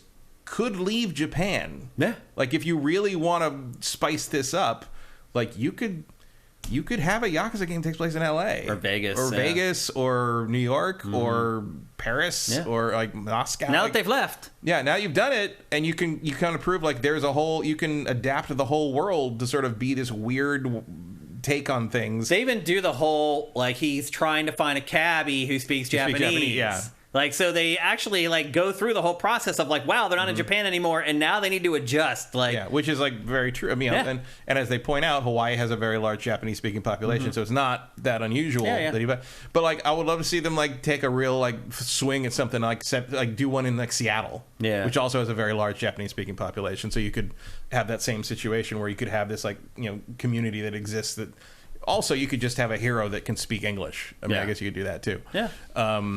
But maybe not Ichiban, because he is not the brightest bunny in the forest, and that's part of the appeal. Is that you are kind of playing a big dumb Street Fighter who's sort of fumbling his way through these very delicate situations. Is part of where the humor comes from. It's part of the charm of the humor, for sure. Yep. So anyway, there you go. That's Like a Dragon: Infinite Wealth. It is a $70 game, and I think Matt and I both agree that maybe hard to recognize or to recommend to non-fans, but it's not a starting point, but it is more goodness from the franchise, from that studio. Yep, absolutely. So if you're a fan, go buy it. You won't regret it. They've really never missed. Yeah, maybe 5 was kind of. It's pretty amazing, actually, what they accomplish in the amount of time that they have to make these games. Well, just how they put Man Eraser's name out a couple months ago. I know, and that's just as extensive as the thing. It's a huge game too. Yep. It's that studio could teach some people some things. Yep.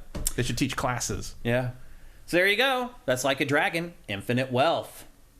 And we're going to have enough time, not just to do Name That Game today, but also do a Q&A. But before then, here's a word from our sponsor, SoundWizardry.com. Experience the realm of extraordinary audio with Sound Wizardry. With a decade-long journey in sound design, we animate your movies and video games with the breath of sound. Our wide-ranging services include sound design, Foley, sound mixing and mastering, audio implementation, dialogue mastering, and the crafting of unique sound effects from freshly recorded material. Our portfolio contains Baldur's Gate 3, Steven Universe, Alan Wake 2, Gwent, Cyberpunk 2077, and more.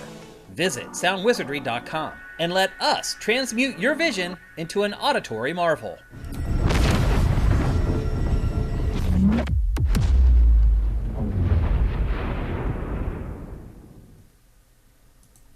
That's right. Go to SoundWizardry.com for all your sound needs. They've helped us. I remember one time there was an episode of Pactor Factor where he had a fan on, and I couldn't hear it. It was down by his feet, and he didn't tell me that he had it. And the mic was picking up the fan for all the episodes we recorded. And he went in and tried to remove the fan noise out of all those episodes. That's the type of stuff he can do on a very basic level.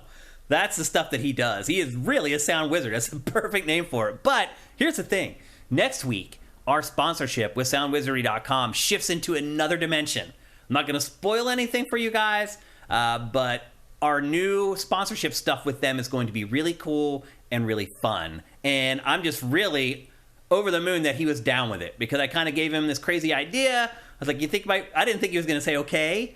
But he did, and it's going to be awesome. So in next week's show, when we kind of change things around here on GameFace, we're going to have a new angle on our sponsorship with SoundWizardry.com. It's something to look forward to. I think you guys are going to like it. And with that, it's time for...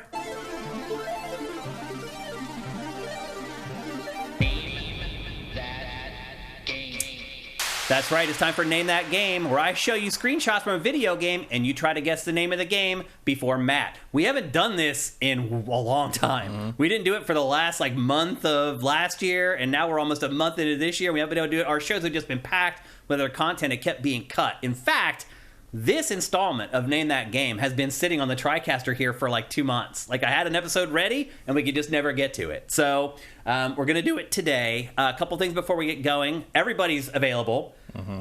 You guys no one's won this year, so everyone can compete. And the way it usually works is once you win, you can't play again for the rest of the year. We haven't done it this year, so everybody's in. That's one thing that you should keep in mind. Number two, if you don't play PC games, please do not play. Because if you win, you beat Matt, you get a free PC game code. We give away games for this, people, for the winner.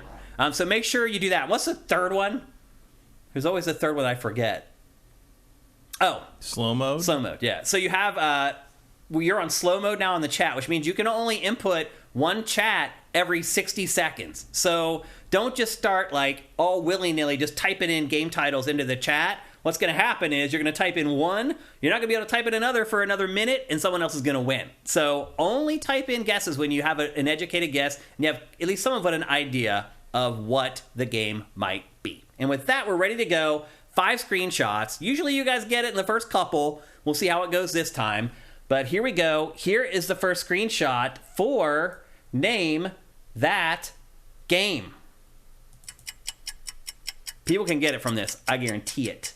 Hybrid Heaven, no. Glover, no. People can get it from this. I wouldn't be surprised if someone does. Death Stranding, no. But that's a good guess, Mitchell Ness. Rainbow Six Siege, there it is. Yep. We have a winner. Vinu Raba wins it. Yeah. If you play this game, I realize now that this was a really too obvious of a clue for someone who really plays it. And all the guesses are coming in. You guys are all wrong, except for Vinu Raba, who got it with Rainbow Six Siege. Dead Space, no. Resident Evil 2 Remake, no. Cyberpunk, Last of Us, MGS5, Tomb Raider. Did anybody else guess it? No. Nope. Hybrid Heaven 2. I wish Fire Native. I would play Hybrid Heaven 2, man. I definitely would. So anyway, I thought I gave it away with the first one, and I did for someone who plays Siege. Here's a second screenshot. Here's a third screenshot. That garish carpeting, I figured that might have given it away. Here's the fourth shot. You can see that case there. That might have given it away. And then here is the last one, which shows basically the slats that you put up when you're fortifying the doors and the windows. And if somebody would have got it from that, nobody watching was playing Rainbow Six Siege. So congratulations, Vinaraba. Here's another round of applause for you for being the first winner of Name That Game for 2024. And you can DM me here on Twitch. You can DM me on Twitter. I'm at Dinfire. You can DM Sifted on Twitter, at Sifted Games, or you can just go at Shane on Sifted.net and send me a DM there. Get to me, and I'll get you your code. Congratulations once again. And now we have some time for some Q&A. If you guys have any questions for us, we actually have a good bit of time. Oh, we already got a couple in here. Silk Snake, do you need an updated Name That Game jingle? That would be awesome. We've been using the same one that you made us for quite a while now, and if you're willing to make another one, that would be great. Or maybe we could get soundwizardry.com to make us one, actually. Maybe I'll think about that. But let me know, actually, if you're planning on making it so I don't reach out to them, and we'll make sure we have a new jingle for next week's show, one way or the other. Question from Sifted. Let me bring this up so everyone can see the questions. In Exile says, Shapeshifter, Exvolition Studio, is helping with Clockwork Revolution. Is high-profile external help with both that and Perfect Dark a good or bad trend for Microsoft? I think it's good. Because, Matt, all I really care about is that ultimately the games are great before they're released. So to me, this is Microsoft or the studios working on these games recognizing that, hey, maybe we're in over our head here, or we're tracking towards not hitting our release window. and they're recognizing it, and they're like, we're going to send in the troops and try to get this done in time, or at least make the game better so that when people actually play it, they'll enjoy it. So I think it's all good. Like, I think it's good when you recognize that you have a weakness or a problem and you address it. It's better than just sitting back and being like, it'll be fine. It's also a good way for them to test out this new dev, and maybe Microsoft will want them to do something bigger for them next. Yeah, it could be good for the studio. Microsoft will buy them. You're right. Yeah. That's actually a good point. I mean, I think if you're a smaller-ish studio, that's kind of your goal, right? Yeah. Is to work with a partner that can purchase you. Give you a constant, guaranteed income stream while maybe you have a smaller team working on what you want your next original thing to be. Yeah. And then maybe Microsoft's interested. And they sign up that next original thing as an exclusive. So, yeah, I'm totally cool with that. I'm glad Microsoft is doing it. It's better than just, acting like the problem's just going to go away, because then you end up with bad games and layoffs. Mm-hmm. So we've had enough of those already. It's also a way to staff up to a larger team without having to lay everybody off at the end of it. It's true. No, you're absolutely right. Yep. Totally agree with you, Matt. So, yeah. There you go. J. Reed Vic 7. Is the success of Pal World, at least in part, an indictment of how Game Freak has failed to evolve the Pokemon franchise and make stuff for mature audiences? I don't know if it's that. I don't know about mature audiences, but I do think it's an indictment. There's an older audience that wants a more involved take on the material. I don't think you need them to have guns or eating each other. Right. But people clearly, the older Pokemon fans clearly want something that's a little more engaging, a little more, evolved. Yeah. I think Pokemon Company's idea is more like there's always some new generation of kids who has not played a Pokemon game and they don't know the difference. Yeah. Which they're right. Yeah, so far, clearly that strategy has been paying off. But yeah, I would say there's an older audience that wants to be served in a different way, and Pal World's success is, I think, certainly a reflection of that. Does it matter? Probably not. No. To Game Freak, I don't think it matters. Freak, no. Yeah. Okay. I agree with Matt 100%. He basically just took the words right out of my mouth. It's more about this revelation that there are people who grew up playing Pokemon who are ready for games of that type that maybe cater a little more edgy, that cater more to adults. I don't think it's necessarily an indictment that's going to make Game Freak sit up and go, holy crap, we need to make an M-rated Pokemon. I don't see that happening. The thing is Pokemon games still sell like crazy. So why would Game Freak change it? It's it would be risky for Game Freak to do that. I think it took some steps already with Pokemon Legends Arceus that are steps in the right direction. So I do hope that it continues in that way. It would be nice to see them experiment with maybe outside the main series. Because the main series doesn't seem to ever have any intention of being anything more than my first JRPG. Yeah. No, I would like to see it run better at least. Oh, be built on a better engine and stuff. Well, especially because it's so weird that those games run so poorly when the Switch has games that look way better and do similar things and run way fine. It's like how in the world is Xenoblade 3 and Pokemon Scarlet and Violet on the same system? Yeah. And both first party. It's not totally first party, but it's what? Yeah, I hear you. Yep, I hear you. I understand I'm not a huge Pokemon fan, but I understand the frustration that a lot of veteran Pokemon fans have, where it's why isn't this better? Yeah, I'm a fan, and I don't necessarily want the old Pokemon to go away. I have nieces and nephews. I want them to discover Pokemon and enjoy it and be able to play it. So I don't know that my goal is to get Game Freak to make a teen-rated or an M-rated Pokemon. No. But I think it's a good example of how Arceus maybe didn't go far enough in differentiating itself. Sure. And I also think maybe it inspires other studios to be like, hey, there's an adult audience for this game design. And maybe we get more games like Pal World. Maybe it is worth ripping the Pokemon idea off, even though it is hard to make. Right. Yep. So it does feel like Pokemon Companies is leaving money on the table there. Yeah. They certainly have. If they wanted to, they'd have the bandwidth to make those a more advanced kind of survival crafting Pokemon style game alongside the mainline series. Yeah. But which is what Arceus was. But they can keep pushing the envelope there with the I would spin-offs. certainly take, if I were them, I'd certainly take the lesson okay, Pokemon Legends could be a lot more involved than, we could have base building and crafting and survival elements. We can really go a little further than we dared go in the first one. Yep. But we'll see if they actually follow up. Also, it's not like kids can't handle that stuff. They play Minecraft, they play all these games that already They're the ones that. that love the survival games. Yeah. It's not me. Honestly, that's the thing. Well, because that's the thing is other than sort of the weird edgy stuff for the sake of edgy stuff with the guns and the cannibalism and owning people, that's a little weird. But there's nothing like in core gameplay concepts of Pal World that isn't like already established as something kids already like to play and handle just fine. Like it's not even a mature angle on it. It's more like just incorporating the current gameplay trends in games that kids already play. So it's weird that like you don't have you'd think that would be appealing to that demographic as well as the older demographic. For sure. So, I don't know. Okay. Next. Heath Demon, have you seen the article by Matthew Ball talking about the financial state of the games industry? Too much money is being spent for amount of that's brought in.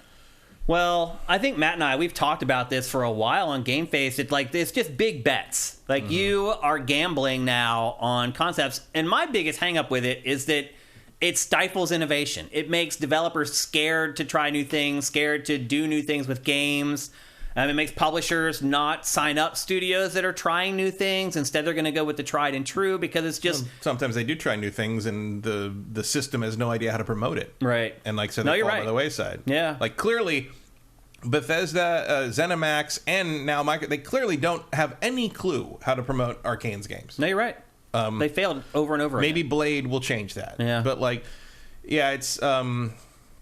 The game industry has kind of fallen into this, not as badly as the Hollywood system, but they've fallen into that trap of like tentpole blockbusters being all, because that comes from the infinite growth capitalism myth, where it's like everything has to provide this huge spike in the chart. Forever. Everything has to be infinite growth. For everything, the line has to go up no matter what. And you don't get that dramatic line up with smaller things that do fine or well. Yeah. You get it with Avengers Endgame. You get it with Dune 2. You know The Last of Us Part 2.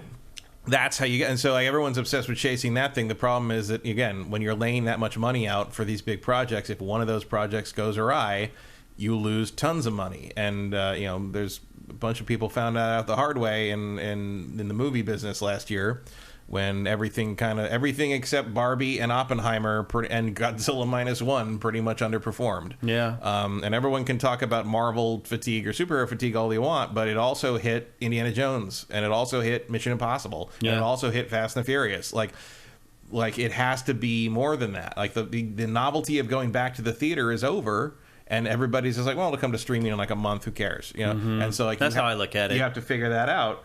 And gaming's having a similar thing where it's like, if you get rid of all the, it's basically indie games and a AAA.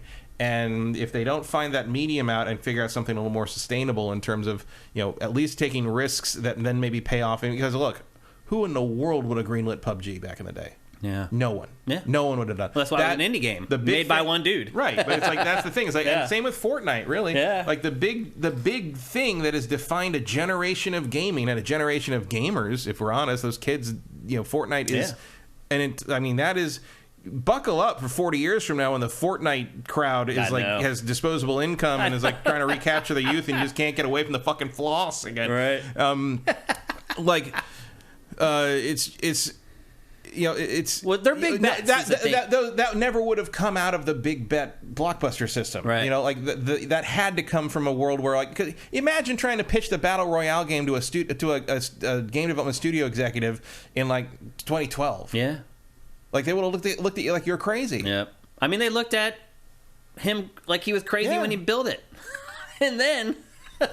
I mean, when I first heard of it, I still looked at him like he was. I'm like, really? That is like. Well, I just was shocked how such a simple concept became so popular. Yeah. I'm like, really? That's all it took? But remember that's how it works. And the biggest thing about it at the time was how fast you got back into it. Yeah. It let you keep playing. You'd have to sit in a lobby. You'd have to sit around. You log this thing like less than a minute later, you're playing another one of these big, huge games. Call of Duty figured out a long time ago. Yeah, but it's like, but the thing that Battle Royale had was, it felt like you were part of a big thing. There was 100 other people.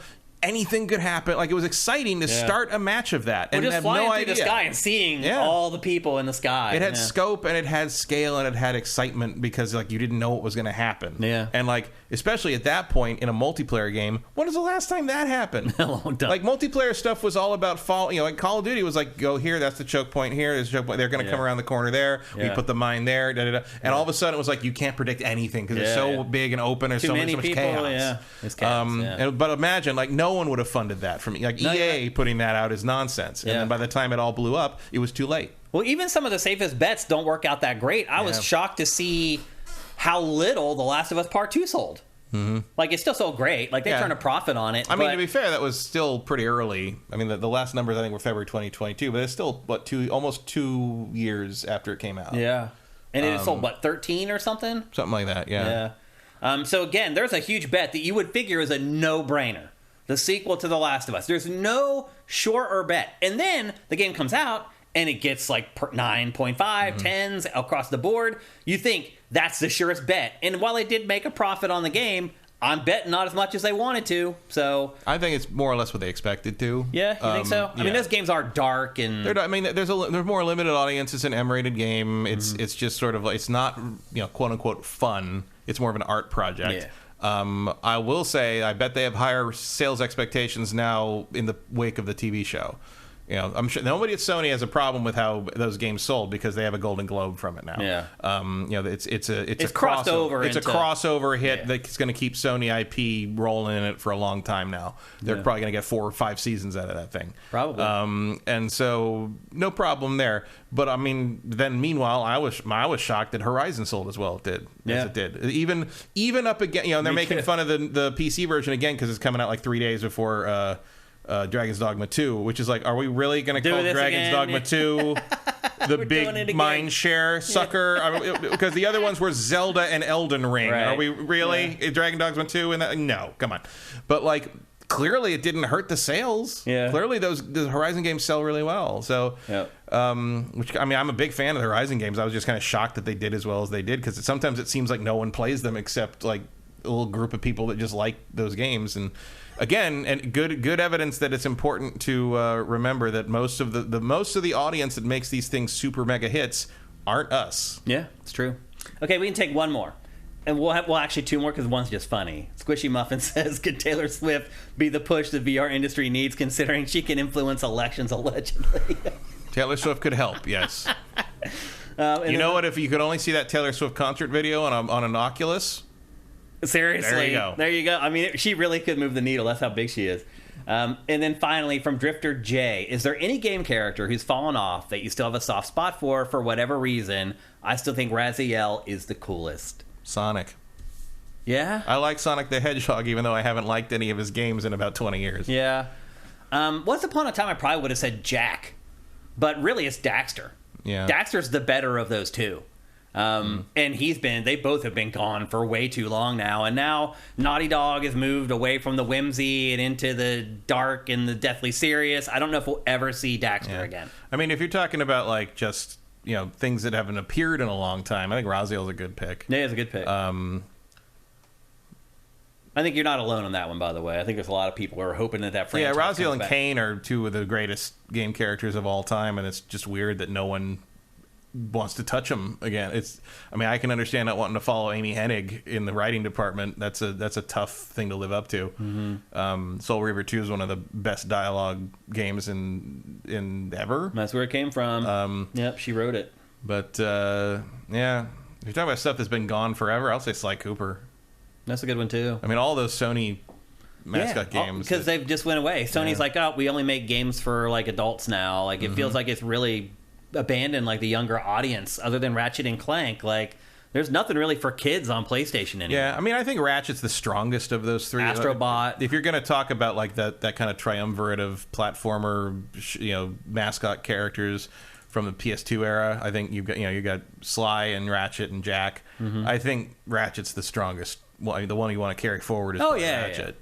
But I miss Sly, and it's too bad that not that Sly 4 was bad, but it wasn't Sucker Punch, and it kind of killed it. Yeah, it's undersold. It's lost some momentum there. It's too bad. Yeah, there's tons. I mean, there's so many characters that have fallen by the wayside over time. But one thing I will say is that over the last couple of years, I've been shocked. Like somebody made a joke about Glover during Name That Game. Like games like that are actually in the IP like that are being revived in some cases. Like everyone's just like, okay, well if you can get like, do we really need another Earthworm Jim game? Probably not. No, well, the good news is we're never going to get that one. So that was a Miko thing, and the Miko didn't happen, so we're fine. But every once in a while, you're like, did we need a Voodoo Vince remaster? Yeah. How did that happen? Like, what was that 3D platformer franchise, Taz the Tasmanian Tiger or whatever? They made a sequel to that. Tiger, yeah. It's like nobody bought the first one. Like you're waiting for something from that, like the Arrow the Acrobat. Right. To show up or so. Rocket Robot on Wheels. Yeah. There's one. Rocket is awesome. That's one of the coolest freaking characters like ever. That's Sucker Punch. And man. I doubt we'll ever see another one of those. Sucker Punch's first game. Yeah. Got sent to die up against Rayman 2 by Ubisoft. Yeah. Ubisoft published that game and put it out on the same day they put out Rayman 2. Rocket came in a red cart, right? Did. Yeah, yeah. So there you go. There's some picks for you. And that's going to do it for GameFace 374. And honestly, that's going to do it for this interpretation of GameFace. This will be the last episode that looks exactly like this one and functions exactly like this one.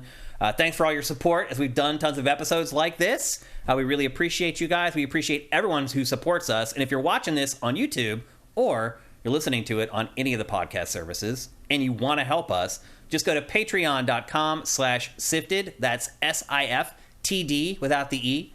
You can pledge whatever you want there, but if you pledge $4 or more per month, you get all our content early, and generally that means at least 3 to 4 days earlier than we publish it on YouTube for everybody for free. So there's a lot of value in being one of our patrons, and we'd really appreciate it if you could do that. If you can't, there's tons of other ways you can help us. If you're watching on YouTube, go down below into our description, and there's a way that you can help us. If you're an Amazon Prime subscriber, you can give us a free $2.50 every month that costs you nothing. And if you can't do that, you're not a Prime subscriber, just review the show. And I will say, I just went and checked on Apple Podcasts, and I was pleasantly surprised to see that some of you guys had gone in and we had new reviews for the show here over the most recent period. Please keep doing it. It makes a difference when people search for video games on podcast services. The more reviews we have, the more we bubble up in the list. So again, you can do stuff for us. It doesn't cost you anything, and we appreciate all of it. Just go on social media and just share the show. Say, hey, this is my favorite gaming podcast. If you like video games, you should give it a watch. All that stuff matters. It makes a difference for us, and we appreciate it very, very much. So, also, Banjo-Kazooie. Where the hell are they? Oh, yeah. Although rumblings are happening, so it might be coming. Yeah, right alongside Perfect Dark. Yeah, I'm just going to predict it 5 more times before it finally comes to fruition. Cinetyke, long live GameFace. Damn right. Thank you, guys. And just thanks to everybody. Thanks for chat. You guys, again, were awesome today. You guys made the show better, as you always do. Thanks for sticking around all the way to the end. We really appreciate it. Hope you guys have a great week full of gaming and awesome games. We'll see you next Tuesday for the new GameFace, but this one is up and out.